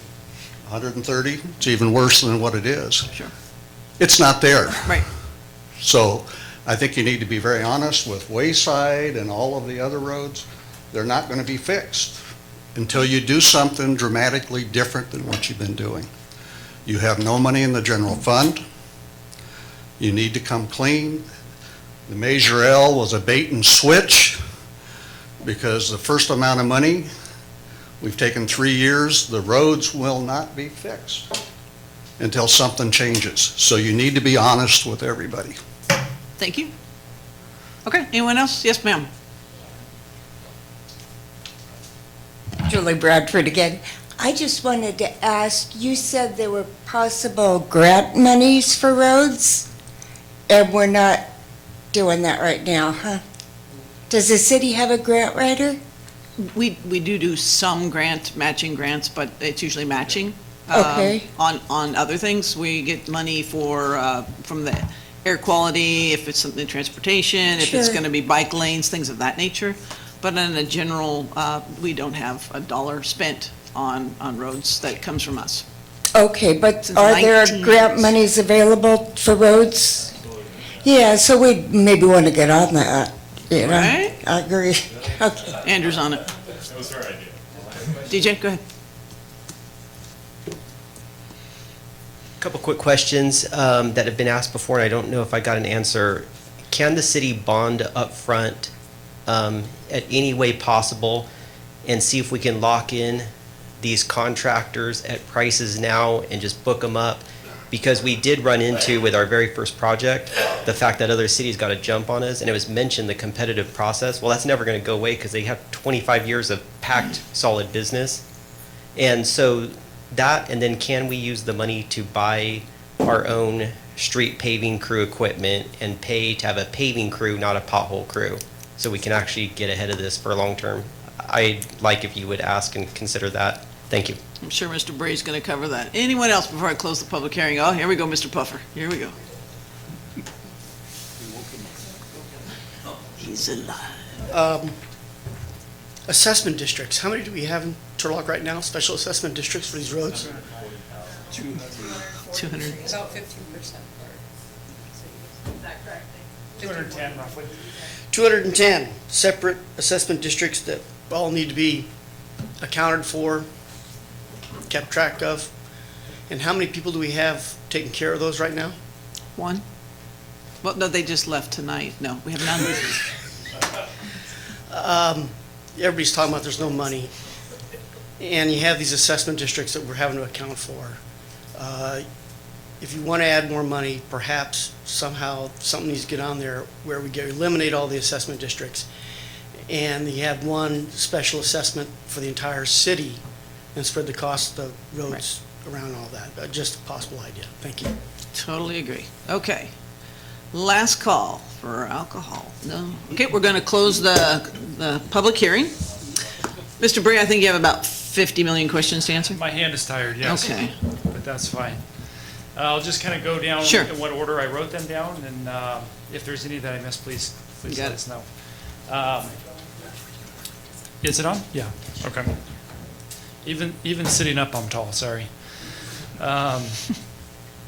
So assessment districts, we touched on a little bit. We have roughly 210 assessment districts. We have a staff that does the actual maintenance of the assessment districts. And how many, roughly, people in the assessment districts? Yeah. Eight? Yeah. And so the staff you would see along Christofferson, a lot of times they are spent working in the assessment districts. A lot of the properties up there are located in an assessment district. There's a question on trenching, whether I was sure of my response or not, and I think that was right over here. It's too early to tell. I think that the level of effort that we're requiring contractors and people that cut into the road is an enhancement for sure. We just enacted the revised trenching standards this spring, and so we really haven't had an opportunity for people to come in and apply those standards. We have permits and projects that were already in the works and that were issued, and we basically, the city authorized the work to be done under previous standards, and so we can't require them to apply the new standards, so we have to wait until those new standards are actually constructed. I think it'll be very beneficial to our road network. It definitely increases the cost of construction for both private development and city-owned operations, but it is an improvement to the road network system. It is, for sure, yes. Yes, the trenching standards do a lot more paving and reconstruction than what we were requiring before. And You just didn't sound sure about it before. yeah, it's a little early to tell. We haven't seen the results of it yet. And Manuel, I'll have to look at the Glenwood and Green Hills and get back to you on that one. Measure L, the list of Measure L projects did not include every street available or identified in the city of Turlock, so that was, my understanding was not the intent of Measure L for the city of Turlock to do every street available. There was a list of projects that was identified for the life of Measure L, which is 25 years. That list was voted on by the previous council. That list was what was in place, and that stemmed the project selection priority. And so the discussions tonight are revolving around, do we revise the way that we come up with our projects? And if so, what criteria does that look like? Is it hand-picking certain streets? Is it identifying a strategy to where funds are spread out equally across the different areas? And that's definitely one of the main purposes of tonight's meeting. Hawkeye and Denair. So we got a traffic signal that was installed through a federally funded project, congestion mitigation and air quality. Part of that project only allows a certain distance you can repair improvements from the traffic signal that you install. So it was a decision to only go out, I think I heard the number 500 feet, and perform, I think we did a microsurface in that area, which is a type of pavement treatment. The federal grant does not allow us to go out any further than that. And so that's where the limits were selected. And I forget exactly who said it.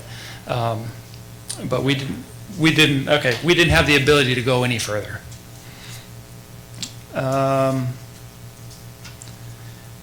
Using that funding. Using that funding, exactly. The discussion of general funds, and there's been no general funds for road maintenance in the past. I would agree there definitely has not been general funds applied. One caveat to throw, so I believe the council's aware of this, and it's not to be used as a distraction or hesitation, but a caveat so you do know that Measure L and SB1 require, or they have what's called a maintenance of effort. And so any general fund dollars used for road maintenance is required to be used annually moving forward. And so the city of Turlock currently has no maintenance of effort, which means no general fund dollars have been used on the roads in the past 3 years. So if the city were to commit $1 million for just a round number, the city would then commit themselves to spending that $1 million every year thereafter. Not that it's a bad thing, but if the city is unable to make that commitment, then the city forgoes their ability to collect the SB1 and Measure L funds in those future years. And so it is something very well to be aware of. The project selection guidance kind of tied into the Measure L list. And so prior to 2017, when the city first started receiving Measure L funds, the city's source of funding were federal funds and gas tax funds. The city did not have access to Measure L or SB1. So the projects that were selected were based on roads that are available for federal funds. Federal funds can only be used on arterial and collector streets. That's one of the caveats of accepting those funds, is that they can only be used on those roads because the theory or the thinking is that the federal government is willing to help invest in the local community on the roads that serve the greatest number of people. And so the project selection criteria is really based around where those funds could be used and how far we could stretch those funds. The limited gas tax funds that we did use were used as matching funds for those different federal programs to help to try and capture more federal funds to address the different facilities that we have. The funds for the state interchanges, I don't know how much funds are available that the state makes for all the interchanges. I was looking through the local streets and roads estimates for 2019-20, and they didn't identify overall the number of funds that are available. I can let you know that the Folkerth interchange is costing roughly $15 million, of which the city was able to put together some grant documents, and we were able to secure $5.51 million of additional state funds to help offset the cost of that project. So if we're spending $15 million on an interchange and you look at all the different interchanges going on, there's definitely a lot of money out there available that the state is willing to spend on different infrastructure. The grants for roads, so there are specific grants out there for roads. Primarily they are federal grants, and they just changed their acronym, but they used to be called RSTP, Regional Surface Transportation Grant. The city right now currently receives roughly $920,000 a year. And again, those funds can only be used on your arterials and collector streets. We try to utilize our local funds, which are the gas tax and the Measure L funds, to provide matching funds for those to help stretch them as far as possible. I'm not aware of any other dedicated road funding grant sources out there, whether they're federal or state funds.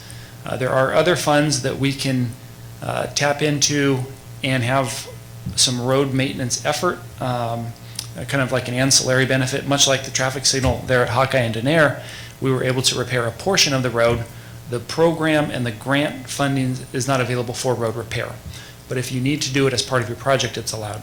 So we apply for traffic signal projects, other forms of congestion mitigation and air quality projects, active transportation projects, and all of these have some component of a road improvement that we try to employ every time.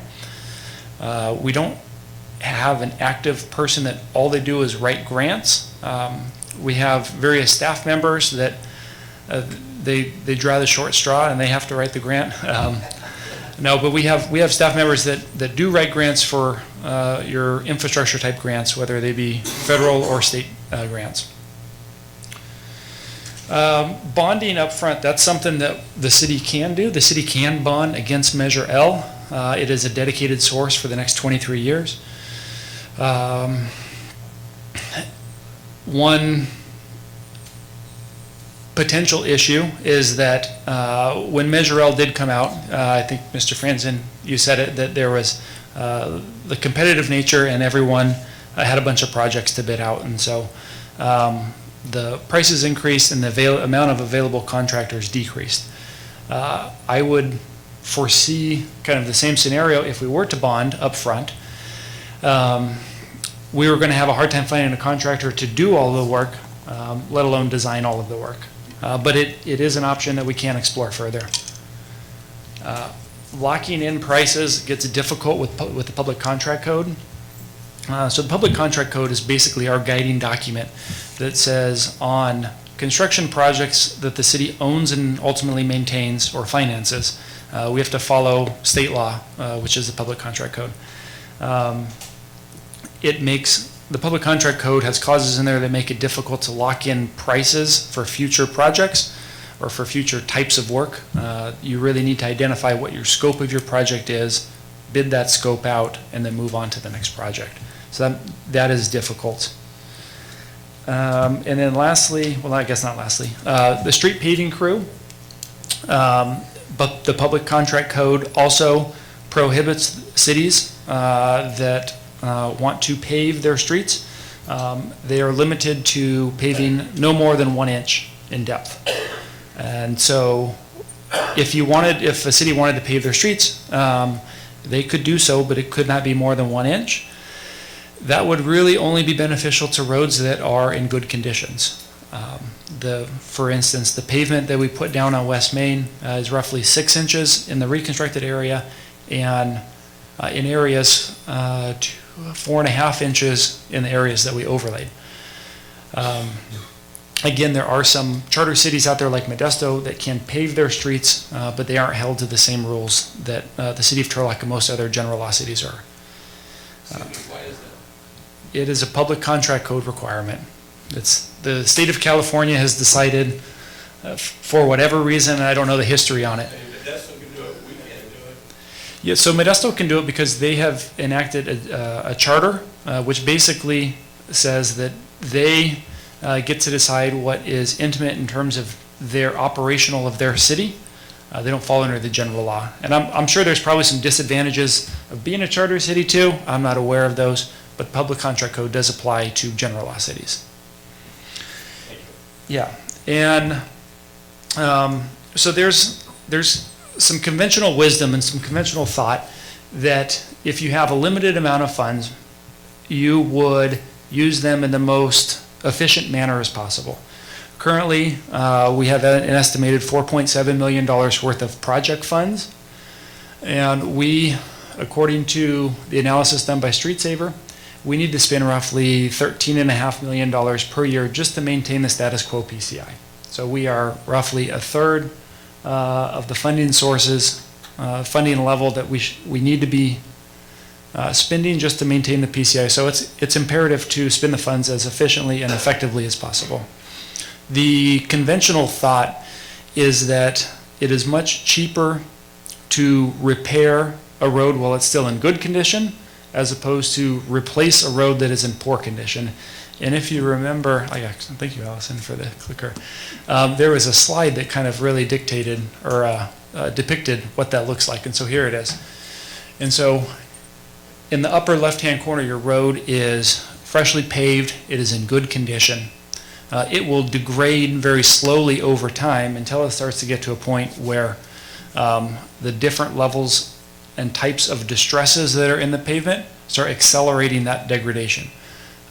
So the conventional thought is to spend your money as much as possible on your good streets, preserve those from getting worse, and let the bad streets fail. In terms of cost effectiveness, that is the best approach. That is not what I recommend, and definitely not what this community would like to see for sure, and I understand that. But I wanted to point out, if we wanted to effectively use our dollars, that's what we would do. And Did I cover everything? Ms. Van Gilder, do you have any questions that were supposed to be yours? Or did you do them? Not as many, but I did want to touch, I've been diligently trying to come up with the average cost of a pothole repair, but I'm running into the challenge that there's no standard sized pothole. It could be, different size, different depth, depending on where it's located. It might require a more extensive traffic control setup where we have to block lanes, more time. But you've got me thinking, and I'd like to spend some more time on that. And so if I can get your name, I can follow up, and then maybe at a future meeting, Mayor and Council, we could share that. But I don't think I can come up with something that would be more of a guesstimate at this point, but we can absolutely follow up on that. But there's a lot of variables, unfortunately. But in regard to some of the comments regarding the landscape median maintenance, I want to emphasize some of our medians are located in these assessment districts that people were talking about. Christofferson's one of them.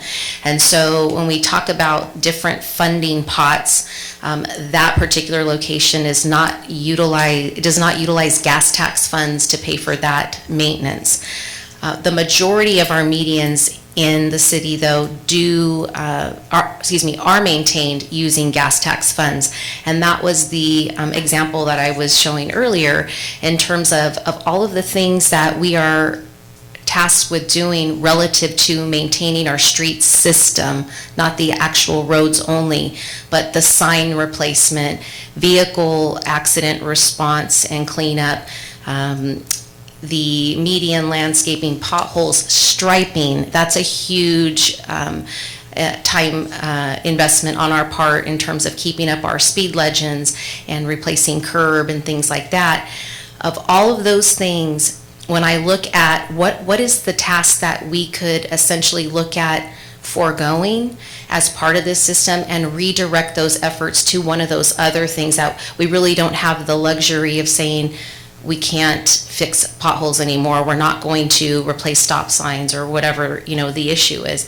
That's why I keyed in on that. I felt like we had the most flexibility there to have a conversation about, could a discussion about redesigning our landscape medians to a more minimalistic approach result in us freeing up our resources to direct them into some other manner. So that's the thought there. And I hope I captured I don't think I had as many directed at me, but if I missed something, please let me know.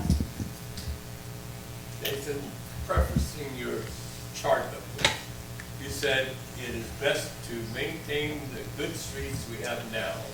Conventional. Right? And what happens to these streets that are neat?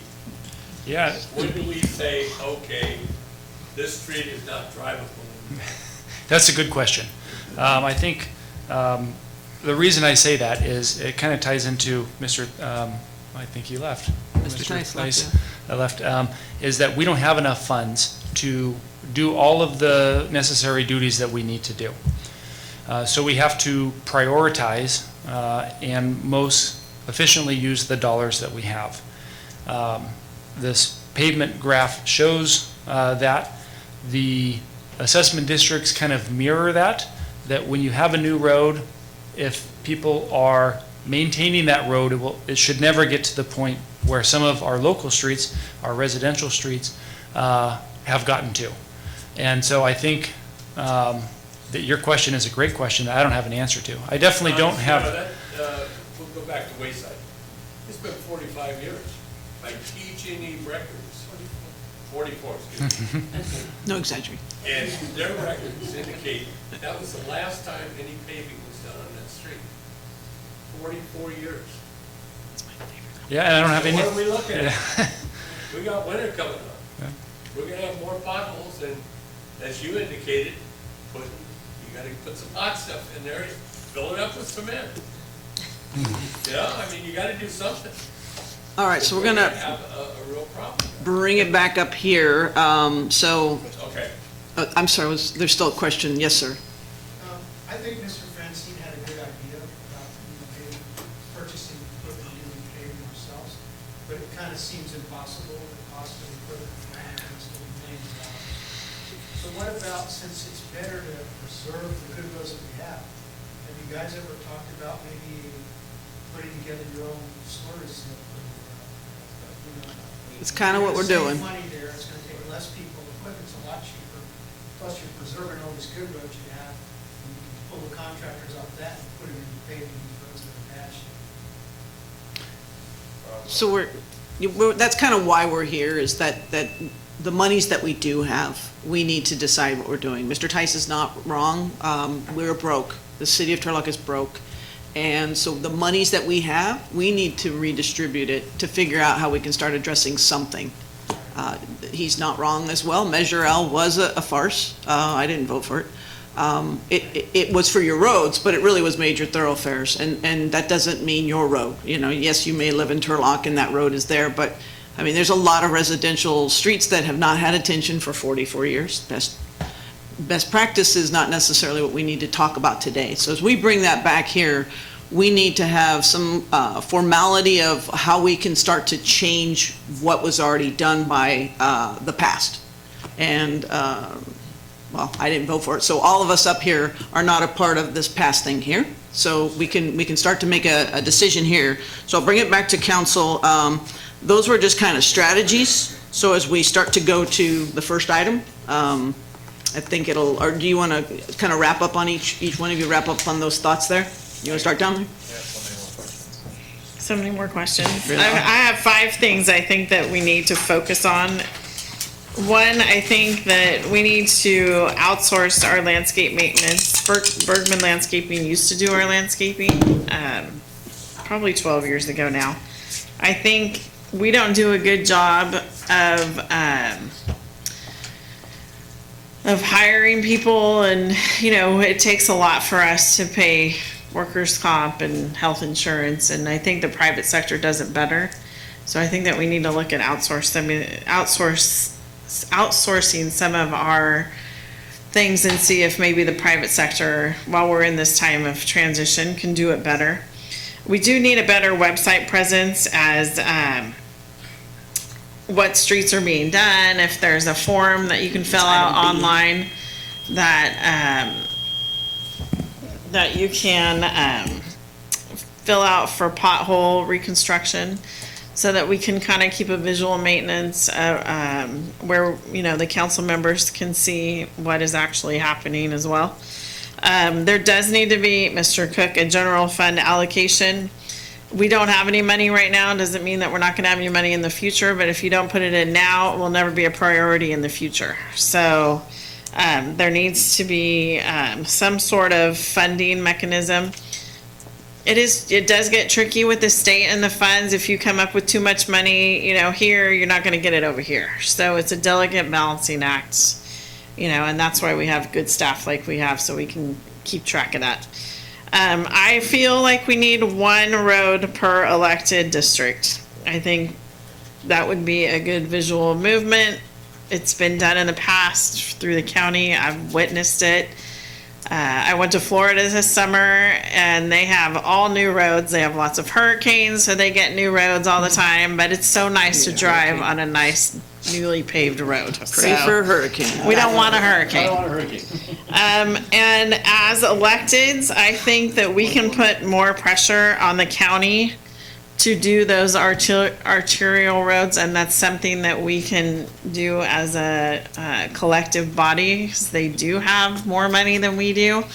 And there is opportunities for them to step in and get some of our exterior roads taken care of. So I want to thank everyone for coming. Councilman Bishop. I'll piggyback off the last one. I would say that right now we have a recommendation of 20% arterial. I think. It's in item A, we'll cover there. Okay. Yeah, for percentage, don't break down now, because that's gonna be a voting thing that we'll have to open again. Okay. Yeah, well, that's what he wants. Okay. Do you have other things to just Just review? talk generally, Yeah, about the things but that not people say. specifically. Yeah. Let's fix our roads. Okay, so questions. Will a reduction in spending on arterial result in a deterioration of these roads, reaching a level where we are going to reach the PCI that are more cost prohibitive? It's hard to say exactly what point it'll reach that level, but yeah, we don't spend the adequate level of funds that we should, because the funds aren't available. So any decrease in funding to any of the different classifications of street will continue to degrade the PCI. So are any of the ones in the next, like during my term, those arterial roads that were scheduled to be on there, are they on the brink of that red line? I would have to go back and do an analysis on it. Okay. I think I completely understand the importance of getting these collector and residential streets, but I would really, really hate if we did a short-sighted decision and then a important street like Gear reaches the point where now we're looking at spending like 5-6 times worth in 1 year after. So definitely a big consideration. Yeah, I think I have the ability in Street Saver to identify the streets that are right on the brink before they move into the next category. And I think I can do that system-wide. And so I think that would be a good report for everyone to have. Yeah, is that too specific? Can grants be awarded after the fact of a project being completed? No, not for federal street grants. State? Not that I'm aware of. I've only seen grants that work on a reimbursement basis. Typically, there's language that goes into the grant documents that has to be in there before a contract is even awarded. So it's hard to apply grant funds to a project even if it's currently underway, let alone finished.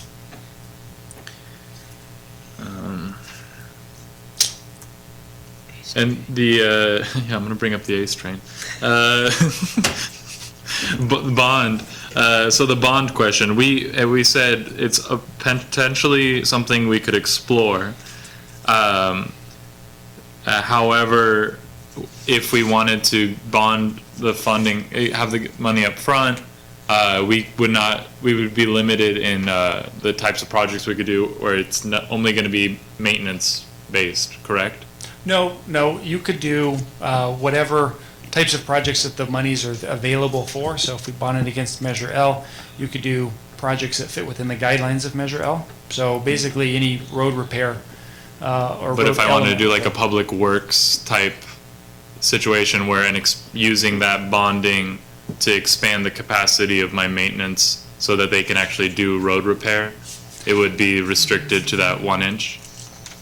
So the public contract code limits you depending, or regardless of the funding source, to being only paid 1 inch.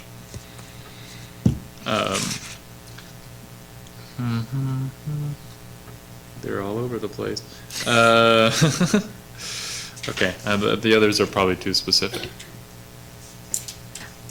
Okay, the funding cycles of the different types of funding we get, Measure L, SB1, do we typically receive them during the same time of the year? Are they tiered? Do we receive one not every year versus one that we do receive every year? Yeah, so Measure L we receive on a monthly basis. The funding for the different state and federal grants, usually we receive notice of a funding opportunity roughly on a 2-year cycle. I won't get too technical about the details of how the government funding works, but usually it's on a 2-year cycle, and it's identified for the next 4 years. I know that Measure L is probably too new to do this, but could you foresee, maybe in about 5 years or so, that we kind of know when we're getting this, the largest amount of money that we are going to receive for a year? Will there be a time in 1 year that we kind of have an idea of what that looks like? Yeah, I think we have pretty accurate estimates of what we're going to receive for the upcoming year. Unless things drastically change, either for the good or for the worse. Most of the funding sources are pretty stable. So, and like we said earlier, Mr. Teisda brought it up as well, we don't have enough money, and it would be really infeasible to estimate that we would have enough money to really keep our road, do everything that we would need to do in Turlock, correct? Yes. Yes, okay, that's established.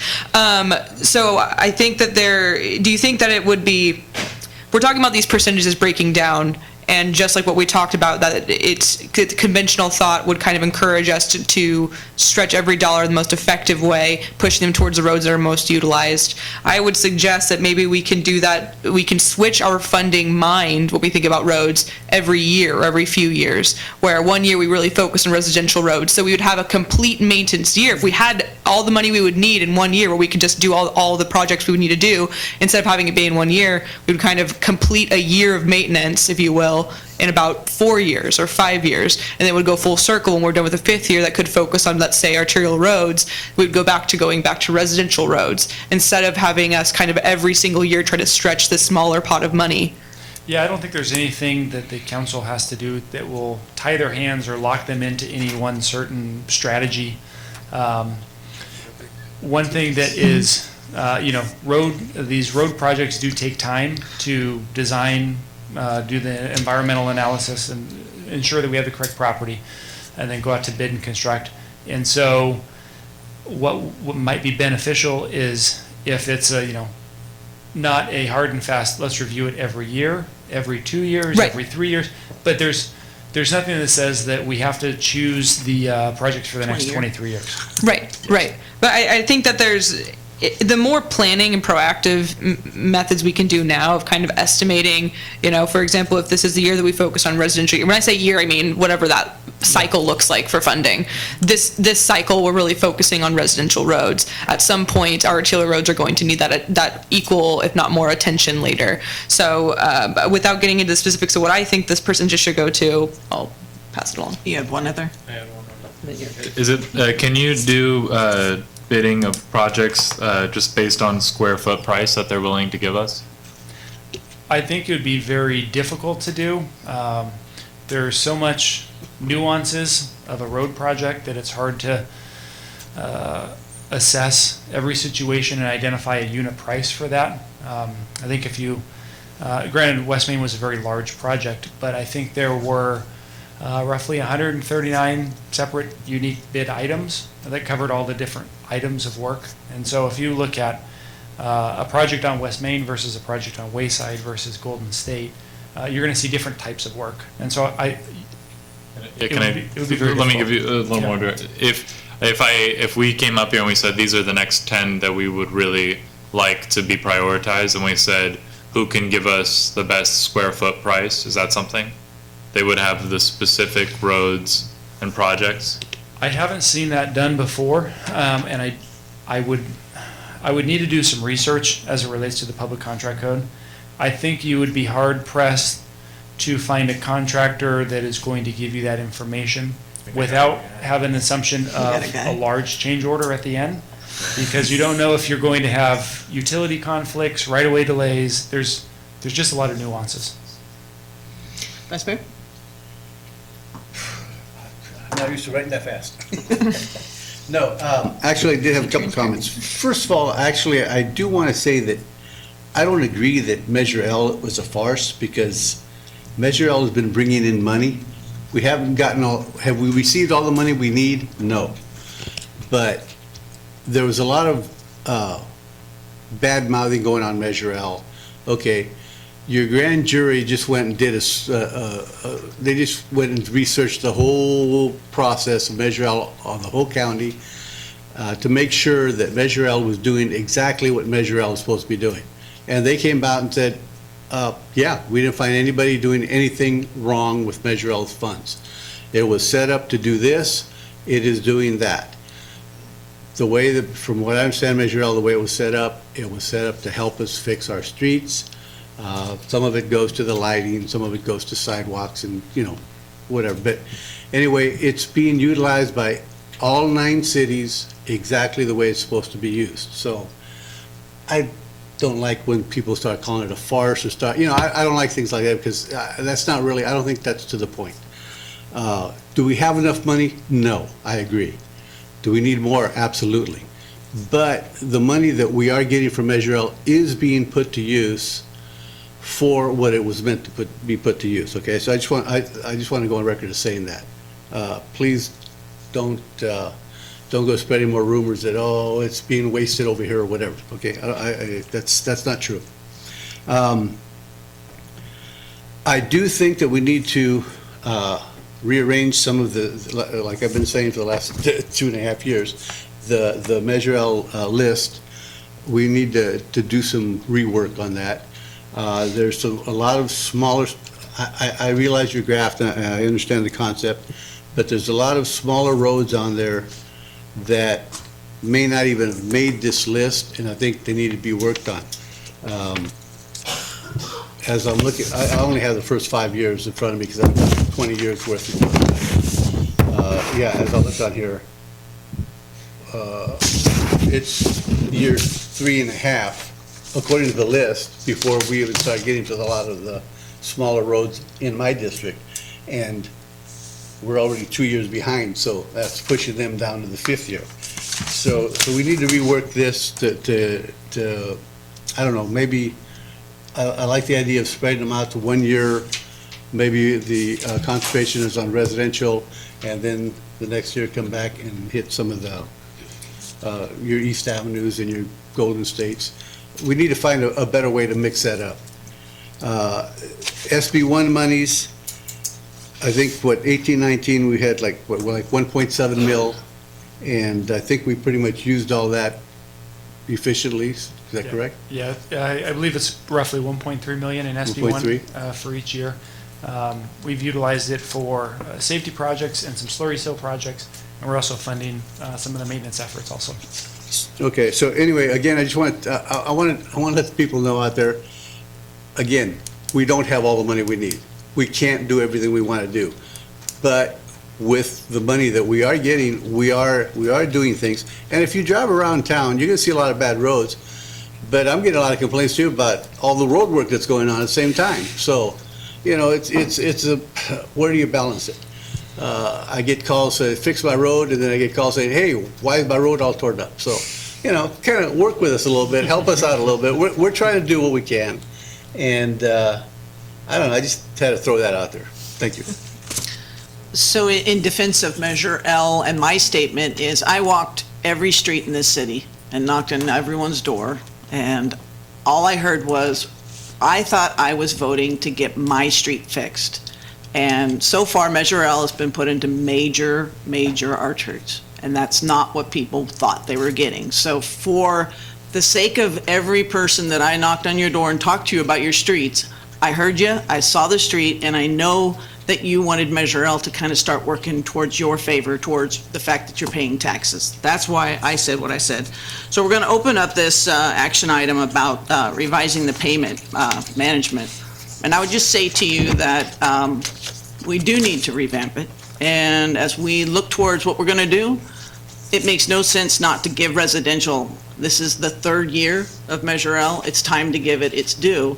And as much as I really like what you put there, I would ask that we move residential to 60, since we had 0, and go 15 and 15 on the other 2.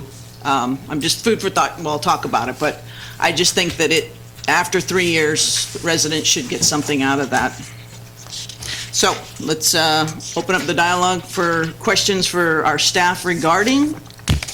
The percentages? Yeah, we're going to talk about item A, right? So questions, and we'll open it, and then we'll bring it back. Mayor, may I real quick? And what happened? May I make one caveat real quick before we go down this road? You have caviar? Yeah, that's right. After work, caviar. The amount of federal funds that we receive is roughly 20% of the available funding source. And so we would need to make sure, federal funds can only be used on arterial and collector roads. So I would make that caveat that we're required to spend around 20% on arterial/collector roads. Did you get the slash? Yes. For the 20%, both of the 20% you suggested, and you mentioned when you're talking about the list for Measure L, how the strategy behind that was really leveraging those federal dollars and making sure that every road kind of hit all those boxes. Would it still be your recommendation within these new percentages to have that strategy behind those arterial and collector roads? I mean, I think it's great whenever we can stretch our dollars as much as possible, and if we can utilize our different funding sources that we have local control over to help gain additional federal and state grants, then yeah, I would recommend that for sure.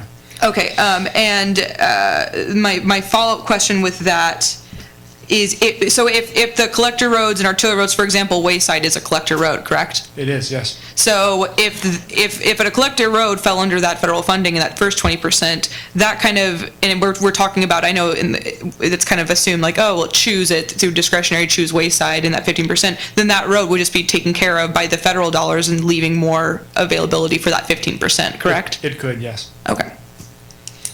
That was one of my first questions. That's right. Go ahead. No? No questions. Recommendation. Let's open it to the public. We're back to where we're just are gonna look at this percentage. If you put the last page up there for your recommendations, this is what we're looking at now. So this is unheard of, but we're actually trying to look and hear you guys and also see what this looks like. Staff's given this recommendation. Is there anything that you haven't said that you want to say? I think we've covered it, but if you just got this one last passion little moment, just step up to the podium one more time, please. Okay. Thank you so much.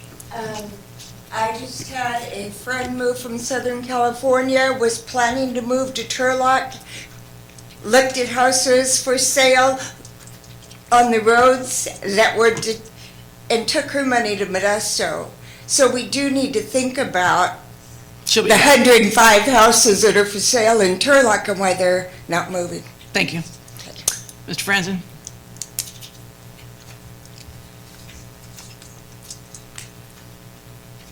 So it was just said that like Wayside was a what? A collector?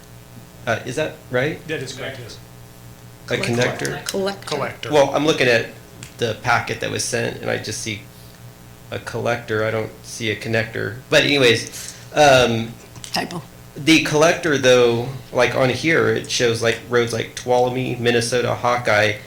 I'm looking, I don't see that, but I don't know if all the roads were highlighted, but like Wayside and Hedstrom just show, I think, to be a minor arterial 2-lane road. Yeah, so there may be a confusion between our general plan and also the National Highway System, the NHS, which is something that we do don't it the maintain. Turlock way. Well, yeah, I just wanted to clarify this up, especially with. Right. Yeah. So we're all on agreement. Just to that it's be on the connected. same page, because I know we've had some issues about this before. What's a residential, what's a local arterial, I don't know. The other thing about this prioritization, though, is that if we just leave the bad roads to just crumble away to nothing, because there's no hope for them, that is going to largely be associated with the older parts of town. And this is the thing that's so unfair about this. The older parts of town are the ones that built everything. Right. Yep. Like, they are the ones that built Crane Park, which is used by everyone. North Turlock comes all the way down Gear Road, which also older part paid for. So all these founding people, and these people that have been here a long time, have paid for everything, and somehow they're being told, well, you don't pay enough taxes, or you're not on the list, or going to get prioritized. I don't know how we reverse this besides putting up some money and making some tough choices because it's been neglected. And then also, specifically with the west side, you have the industrial park, which has all this investment, it has all these great jobs, all these people making great money. You cross Main Street, and it's the people that are totally neglected, that don't have all of those jobs. So you have all this traffic and all this economic development, you cross the street and they get nothing for that. They get nothing for all the diesels going by or whatever. It just seems like it's just totally lopsided and not making sense. So that's a discretionary call. And that's why I say I don't think that these calculations, by being efficient, yes, if we had a long-term plan, but we need a lot now and we have nothing. So that's something that I keep trying to advocate for, the older parts of town, the west side. And then also in trying to make some sort of a prioritization, I do think that it just has to be on your discretion, and you just set it forth, because if you go and look, I don't think we're going to make it through all those roads on that plan. So if a road's at year 15, I mean, it's just not fair to really consider that. And you're going to have to say what the new revised list is, like a viable list. And if it says 25 years, you're going to have to say like 10, 15 years and remake it on your guys' discretion as of now. I think I'd ask that consideration. Thank you. Anybody else before we close the public hearing? Okay, I will close the public hearing. Please. I think it is really a key to highlight, and I'm kind of speaking for me and Councilmember Scare. If you look at that chart, it looks like a beautiful sunset going to reds and yellows from north to the south side of town. And that's because our roads are the older side that don't benefit from those assessment districts. So if we are talking about maybe one road per district, I would kindly ask my colleagues, can me and Gil have your guys' road? Wow. I'll vote for that. I want to. No selfless acts. I'm not going to make any commitments yet, but because I got Headstrom in my road. You do have Headstrom. I got Headstrom. I'm not giving up a Headstrom. So one of the things that I want to go on record for, there was like when we first had this conversation, it was got pretty heated because of the specific words we were choosing. Like right now, we were talking about residential versus collector. And Headstrom, Minnesota's, go down the list of the ones that a lot of people think of as residential are collector roads.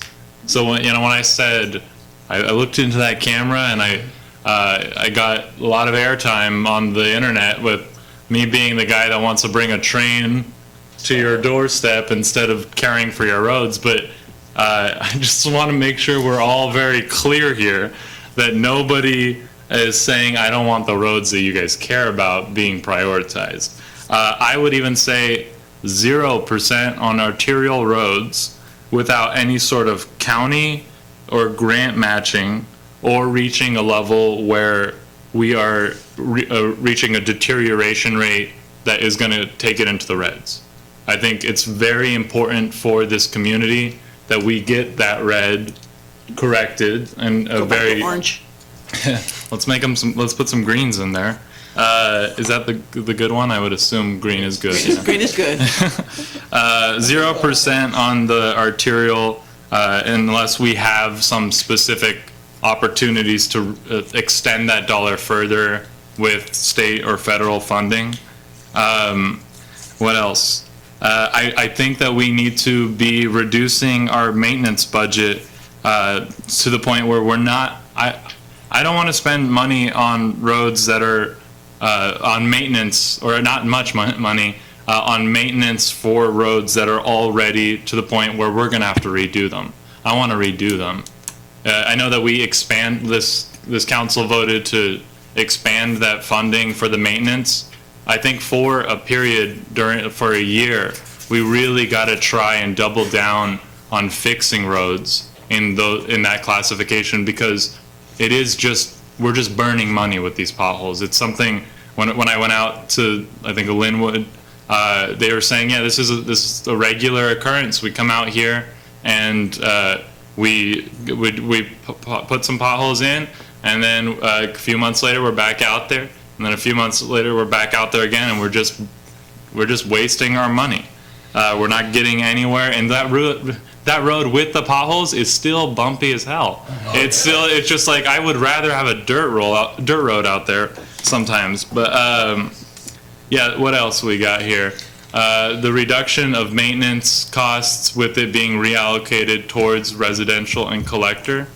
That discretionary funds, absolutely. I like the idea of being able to pick one as long as it's Headstrom or, but I think I would really like Subliminal. I really want the data to back up that decision, and I'm certain it will. And really, what I think is the best strategic decision is, one, of course, make sure we're at the very top of the list, getting the high utilization rate of the locals, so no longer those arterials. But then beyond that, looking at the potential opportunities for match funds. And we've already spent a lot of money on, we've received money to do planning on an active transport plan, transportation plan. He hated it. He's gone. Nathan's gone. Yeah, he'd heard enough. I told him no breaks. We've already spent some planning money there. There is also additional planning money available at the grant level, so we can start to really come together and create these lists of these are the roads that if we hit them and they're local and they add sidewalks to unwalkable neighborhoods where we have handicapped community, where there's kids walking to schools. I see kids biking in a very reckless manner because they have no safe way to get to their schools. When we find these roads that have the most overlap on all those, and it coincidentally lines up with what our community wants, those are the roads that we got to put forward. Allison, no disrespect, I just don't know the answer. Can your crew, like, I'm just gonna make it up a street we haven't heard about tonight, like Wayside, could they redo it? Or do we actually have to have somebody else do that? I think it's been talked about a couple of times tonight in regard to the charter versus general law city. So we have to right? send out for that? Assuming that whatever the location is, the repair would be beyond a 1-inch repair, which I think when we talk about some of these common roads, we're well beyond So being our able to crew of make. 10 isn't going to be applicable to that? Or can we kind of augment at any point to cost reduction?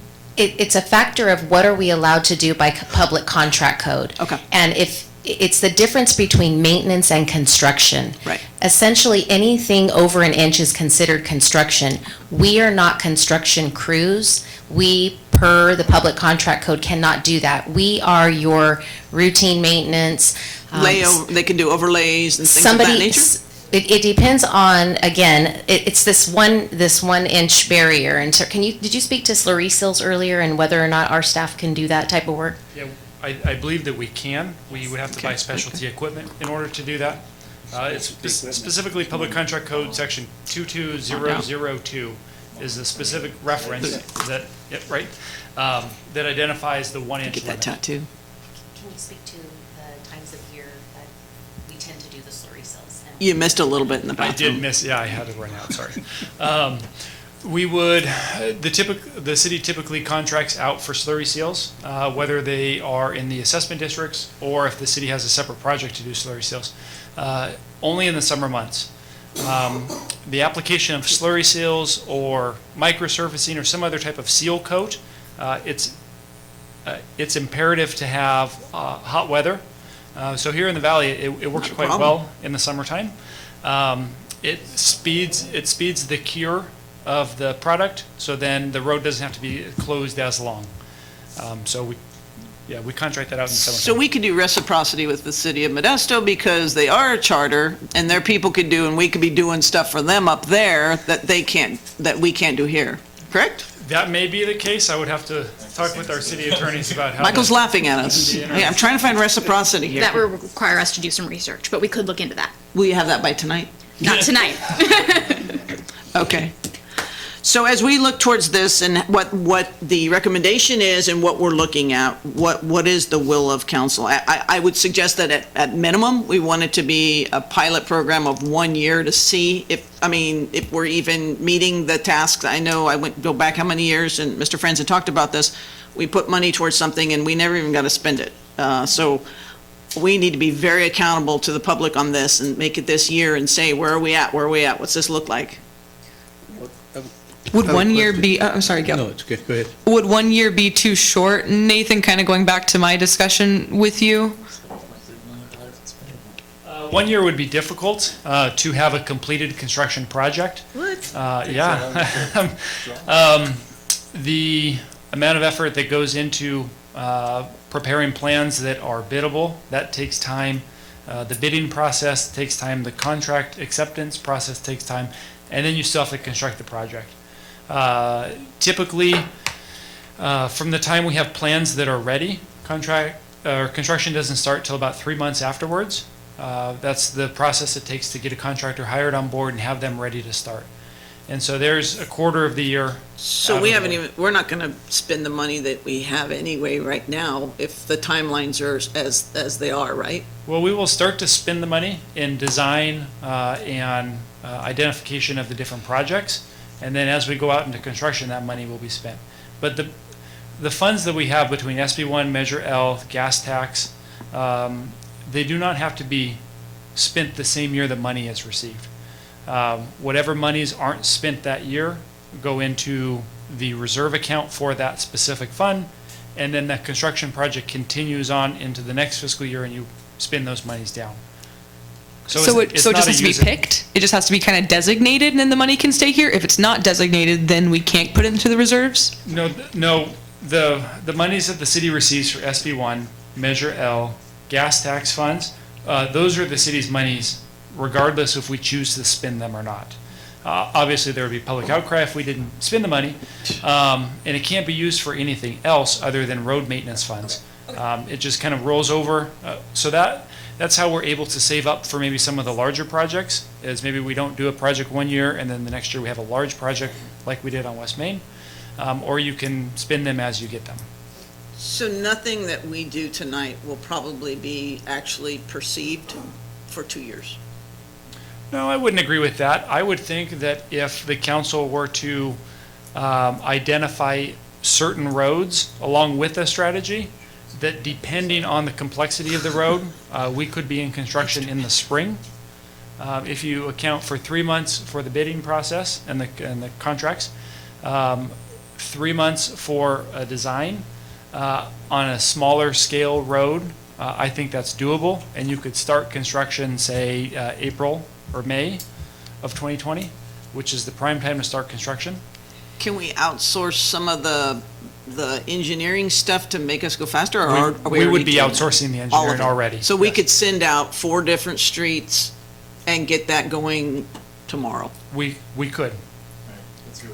Good. That was, yeah. I don't get one. Good, that- I don't get one. And so That the kind of reason, answers with my question, because I was going to ask, why can't we have multiple projects going out at the same time? Because it seems like we're doing one, and then we do a lot of little maintenance, and, things like that, but why can't we have 3 or 4?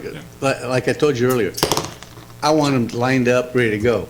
We're done here, we move. Yeah, As soon there as is- we can, just start on the next one. I realize there's a time gap in between the planning and everything, but I'd like to find a way to sit there and have them, that book already lined up, and okay, here we go, next. Yeah, there isn't anything that precludes us or limits us from doing that. Historically, it's been funding. We haven't had the funds to have what you would call shelf-ready projects, and then either have them go out sequentially or have a couple go out at the same time. There isn't anything that precludes you that other than having the dedicated funding source. so now we have the funding source, and we need 4 streets to be basically chosen. I guess it looks like you've got some of them here, right? Already listed within Allison's PowerPoint that are kind of everybody's talking about? Yeah, I mean, one of the things I don't know that we kind of talked about there. Without us being too particular and picking like, Yeah. I want this, because then it looks like we're doing favors or something for somebody, right? No, yeah, I mean, for the recommendation side also, we did basically talk about including the cost of money spent towards the roads as well. That was, I think something we were all, factor. Are we talking about the factors in this recommendation or just the split up? Anything? I think Add it all in. Yeah, I think this is up for discussion to talk about what the percentages look like, particulars with the discretionary, if that's what I'm gathering from you, Nathan, and any other factors we think should be included. That is how I had approached this, but if the council would like to identify a certain number of streets instead of identifying a percentage right now, or a mixture or combination thereof, you have that authority to. What I would recommend is if there are a handful, 3, 4, however many streets that you would like to consider, is that staff has an opportunity to go back and evaluate. We can have a general understanding of what the cost is, so we can look at where we're spending our funds. And we can bring that back at the next meeting too. And I think I really agree with that. I know that we definitely can sit here and pick out the roads that we know are problem roads, and I really appreciate the amount of public comment and the amount of participation, but I don't feel comfortable representing an entire district kind of saying this is the worst road when there are probably hundreds of residents that could argue the same thing with the road that I don't particularly intimately know compared to other residents. And I don't think that that's what leadership on this council should be looking at. I think we should give it to you, I want our decisions, whether or not they're justified just by us, or qualitatively saying, I know that this road is bad, but I want the data to show that it's bad. Yeah, I mean, if it's council's desire, I can identify, or council can identify a couple roads in their area. I can have our staff evaluate what that looks like in terms of a cost percentage and bring that back for ultimate consideration.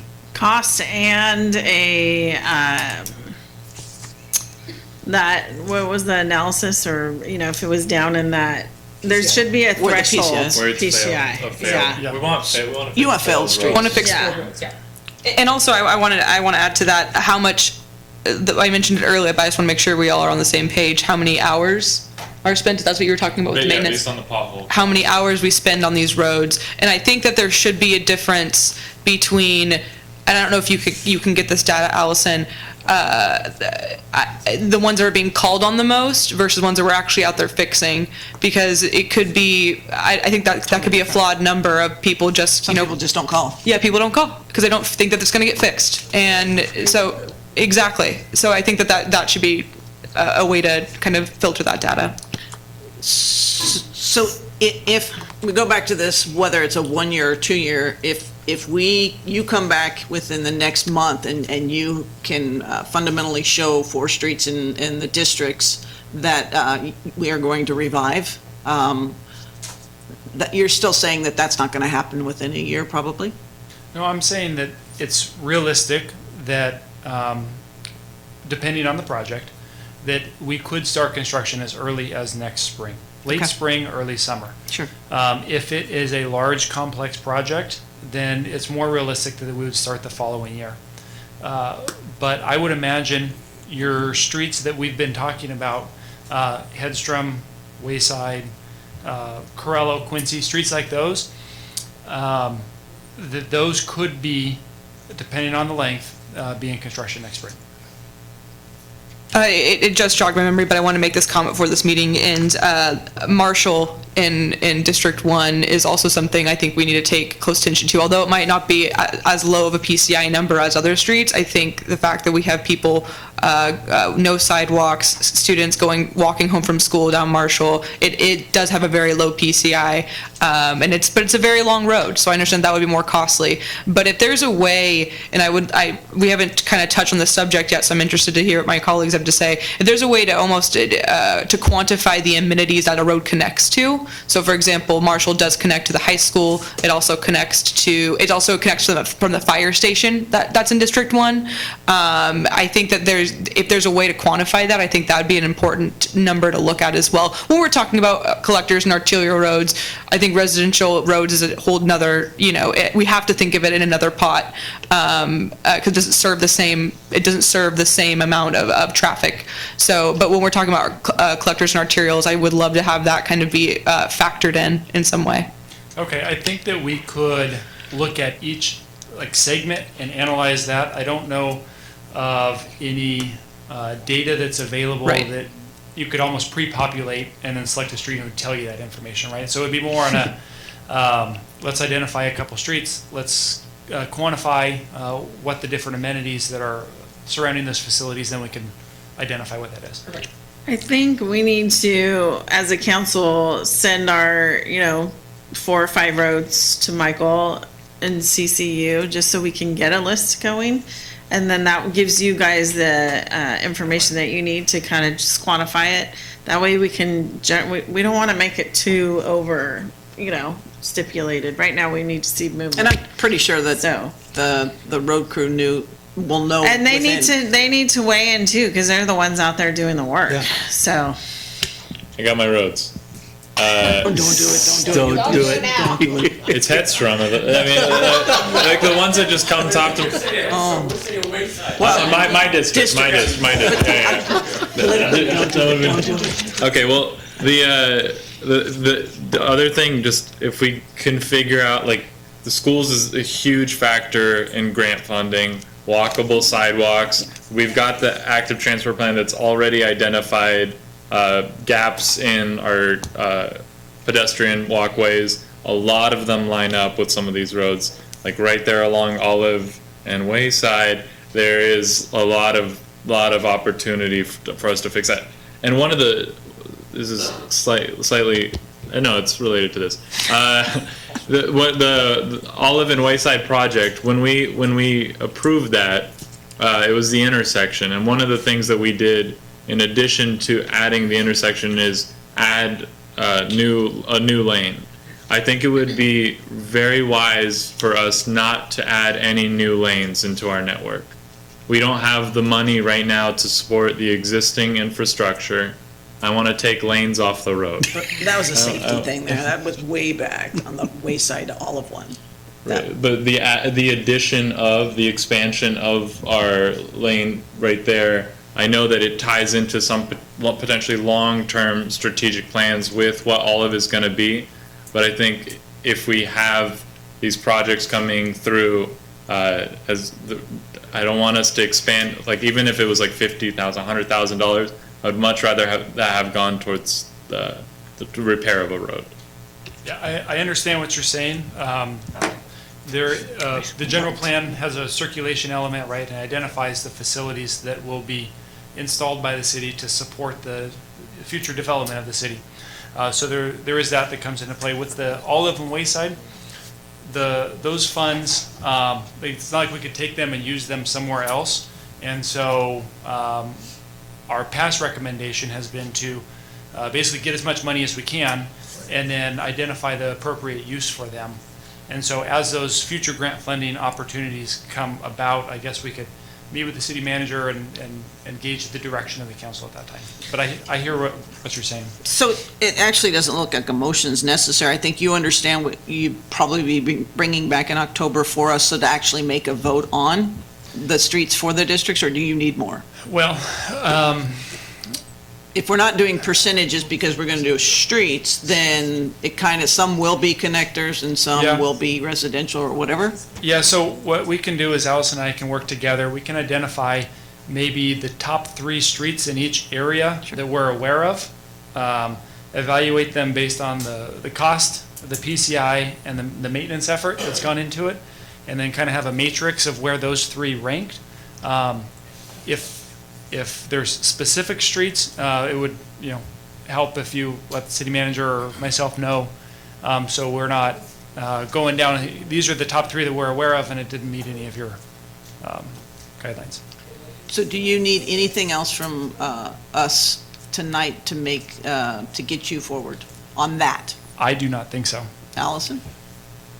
Sorry, I was taking a note. What was that? Sorry. So do you need anything from us as far as information to get something on the? No, I think, and it jogged my memory too. There was a gentleman here that had a question about how our departments interface when it comes to road maintenance as well as projects. And obviously here tonight, Nathan and I are tag teaming this initiative with council and the community. And I think it goes to show that when it comes to our road maintenance efforts, there's 2 components. There's the project component, but there's also that daily routine maintenance, which is my responsibility. But what we really pride ourselves on, I know my staff is in regular communication with some of Nathan's staff in terms of upcoming projects, trying to understand what's on the horizon so that we are not expending our resources in areas that are due for an overlay or things of that nature. And so we really try to communicate regularly to try to stretch that and to make sure that we're not wasting resources, because we know how precious they are. And so I hope that answers that question. I appreciate the comments that council has made tonight. It's given me some things to think about. I understand the frustration with the perception that we are dumping good money into bad roads. But I would say that we perform a certain service that for our staff not being there to do that, there would be nobody responding to those calls from your constituents in the community when they do have a concern out, on their driveway or their front yard, or on their way to work. And so we know it's not what we would like to do. We wish we could do all of the things that we've talked about tonight, but what we're talking about is the immediate time frame. Ultimately, I think we'll get there, but within that time frame, we are still going to be here to serve the community, to respond as best we can with the resources that council's given us. And I think I want to emphasize once again that up until SB1 funding coming into play, we operated with a single patch crew in the community, which really limited our ability to do the work outside of these major arterials. The philosophy has been, where do the most cars travel? Where is our wear and tear going to occur? And where are we exposing the city in terms of liability? And so that's where our efforts were. Now that we have the SB1 funding, the additional crew, the additional equipment, I think that we are going to be able to be more of a presence in the residential neighborhoods to fill that gap until we can come in and do the major construction that we know everybody wants. So please continue to call us and let us know if there are issues. We will do our very best to respond, but we do appreciate your patience, and my staff work very hard and take a lot of pride in doing what they can to literally fill in the gaps until we can get to where we want to be in terms of major construction projects. So I appreciate the feedback, though. I've taken lots of notes tonight, and I look forward to continued dialogue on this. Yeah, just a couple more specific questions for you.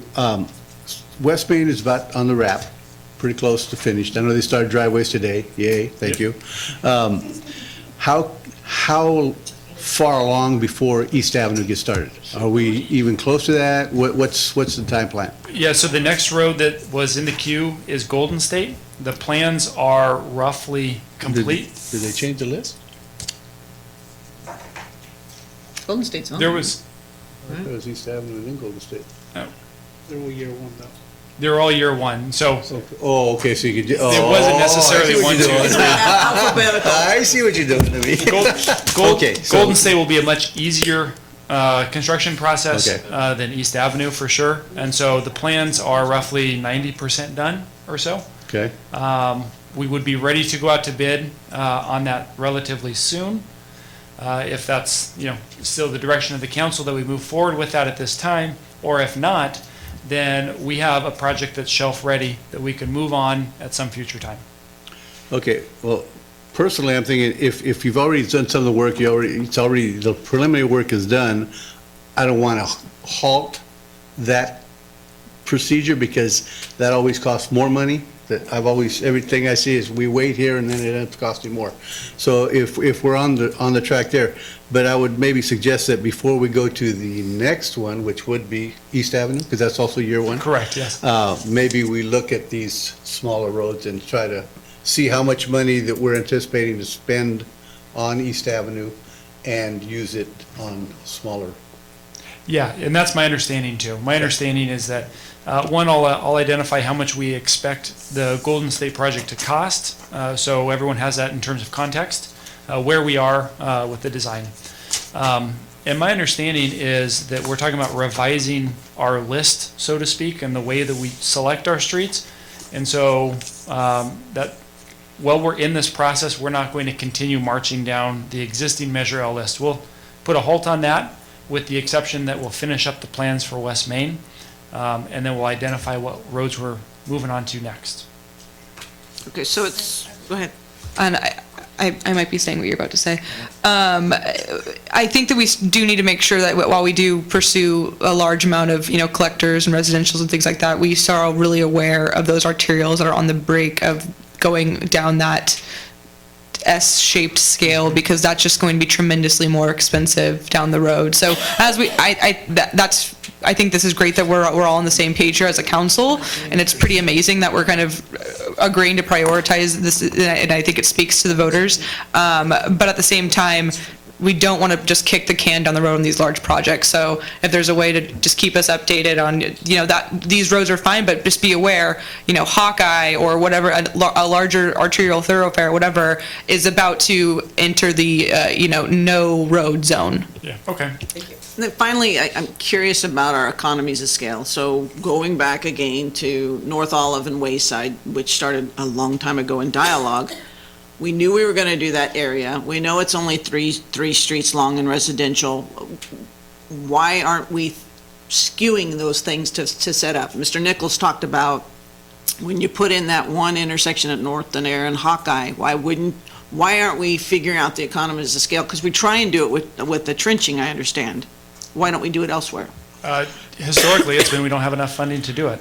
We have scoped our projects out to the maximum level of funding that we have. We don't have excess funds sitting in reserve that we're not spending.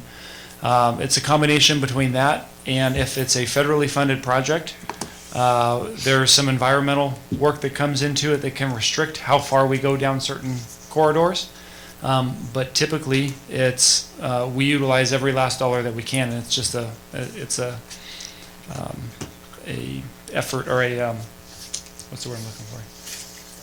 A limitation of our funding. Yeah.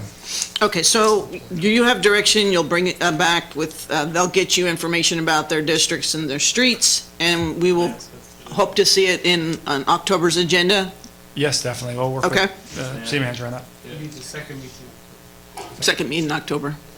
I do have a high level of interest on finding out more about what we could potentially do to explore bonds to more effectively have a long-term, cost-effective road preservation plan, slurry seal expansion.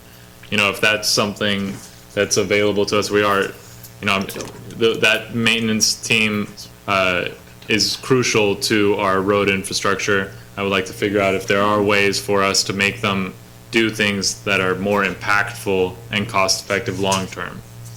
If that's something that you guys also think is worth exploring. Absolutely. Always want to explore more money. All right, so we do not need a motion for this, correct? Okay. So then we are going on to the second, which is directing staff to report monthly on the entirety of the city's roads maintenance program. I know, having gone out with the work guys, that they're putting that together anyway, so it's just a matter of the public not being able to know what we're doing. So they said it wouldn't be that much work for them. As well, I know that even with trenching, when somebody in their neighborhood sees it, they're like, okay, I saw you, you just plugged it up for now, and when's that supposed to be done? Do we have a rule on, hey, it's supposed to be done within 6 months, or do we just kind of arbitrarily and capriciously get it done? Well, we just enacted this new standard this spring, and Right. so there hasn't been a rule that's established. We're evaluating to see how many trenches we are physically cutting into the road ourselves. If there were a really large number of trenches, it would probably be more frequently. But based on the numbers I've seen over the past 6 months, I think twice a year will be adequate. That will ensure that we're basically taking advantage of the economies of scale. And you'll be able to put all that online so people know that it's pending the actual transformation? Yeah, that's the plan. The plan is to identify the trenches that have been temporarily filled, and then in list form, tabular form, identify where they are, and that we're aware of them, and they will be fixed with our next construction project that fixes trenches. So then it'll just be a matter of us publicly getting people to know how to get online, where to get it, and so that if they have questions, they can just plug in. And making our website more user-friendly. There you go. You'll know where to put it, so just let us know where it goes. So on that note, Mayor, if I could just get a little more feedback from council, we gave you a sample dashboard, something kind of straightforward that realistically we could, create a web page, a link on our web page where individuals in the community could log on and say, what work took place in July. Well, obviously, we could have a component for trenching, or maybe that's a separate link, like Nathan said. Is this the kind of information that the community would like to see, or is there something that's not on here? I mean, it doesn't have to be this format. Obviously, this was just sort of a sample for tonight. But I guess I'm more interested in the subject matter. Like, are we hitting the target with this kind of information, or is there something else that the community would like to see? Personally, I think when we were doing the city manager's report was coming out, there was a lot of details in there, and I kept asking to have that published on our website or make it accessible to the communities so they can see, the same things that we see, because everybody said, well, why didn't you guys do something? And I look at that report, I go, wow, these guys are busy. So, yeah, I think anything that we can share from all these projects that we are doing, all the little, big, whatever we're doing, small, publicize them, let people know. Even our bike lanes, people asked over and over again, where'd that money come from, blah, blah, blah. If we just publicize it and let people know, they're not gonna start calling and texting and emailing going, what the heck are you doing? Why aren't you fixing my road? We knew it was special funding, we know that, but they don't. So I just want the public to be able to just go online and be like, oh, I get it, okay. I mean, they're still gonna have to ask some questions, but if we can minimize the amount of stuff that it seems like we're doing, in the darkness or behind the curtains, that would be helpful. Yes? I think to answer your question specifically based on this dashboard, I think people who are going to be going to the website who are interested in that, they're just going to be more interested in what's really scheduled. To happen? Yes. And I think that if someone is really interested in the amount of staff hours that's taken on the road, first of all, they should be coming here. It sounds like they're really interested in that level of oversight. But I think it's just to lessen that burden on your guys' end. I think it's sufficient to just have them what's to come, where will our pothole crews be, and if they feel the need to, Harder though, because they don't usually know, because I mean, it's spontaneity, isn't it? There's two components. So we do have the zone approach where we have one crew that's in the major arterial areas, and then we have the zone for residential, right? Kind of like mirrors our leaf pickup zone plan. But then there's those daily calls that come in where we're responding, to the complaints. And so we could absolutely give a general idea. However, it is challenging though, like with leaf pickup, if things don't go quite as planned, why aren't you in my neighborhood? And keep in mind, the zones are fairly large. So I wouldn't be able to say, we're going to be on this street. We would just be in this general area. I'm not certain how helpful that might be. But we can absolutely continue to evaluate that and see what's most helpful. I actually think it would be helpful to have those zones and kind of have that caveat just kind of disclaimed somewhere that says this is due to, scheduling on, unpredictability of weather, whatever it is. Sure. Because I think when months ago when we did do the leaf cleanup, I got a lot of questions from the Marshall, Cahill area of trying to figure out when that would be. So even if it's just a general, okay, I find that to be helpful. Anybody else? Yeah, one of the things I would like to see, I've sent over some examples of what some cities have done in terms of creating transparency for the capital improvement projects and road maintenance stuff. There is some software out there that maybe long term we can explore that serves as both project management stuff that says, here's all the money that was associated to this. This is what we approved. This is when the schedule of it. Here are some things that have happened. So they have that full-on dashboard. In the short term, having project pages on our thing. So they're driving by. So many people are like, "You're adding a stoplight? Why are you adding a stoplight on Denaire? I didn't want to stop there." And you just go click on it, and then they're like, it's a list of all of them, and you're like, "These are the things we're actively working on." You click on it, and it goes to the project plan, and it says, "This is the fund. Zero general fund, always $0 general funds, and it came from this grant, and this is the staff write-up." And the more we have the data back there, we have some of the stuff. I'm a nerd that would probably dig into all of it and say interesting decision there, but we don't need to go into that much. But the more transparency we have once you click into the project details that are active, we only have a handful of really big active ones in the city, so they can know. I want to know when this project's going to be done, estimated. They click on it, it gives them that. And maybe this is something that we could talk with, the outreach contract that we have. there's a lot of examples of what other cities have done. I don't want to reinvent the wheel by any means, and just see some of the best examples and replicate it on a simple scale. Anything else? Well, I want the public to know that it's been since the early 1980s that we've taken any money from our general fund and actually put it to roads. And that was when I was not on this council. I've been here for a long time, but not that long.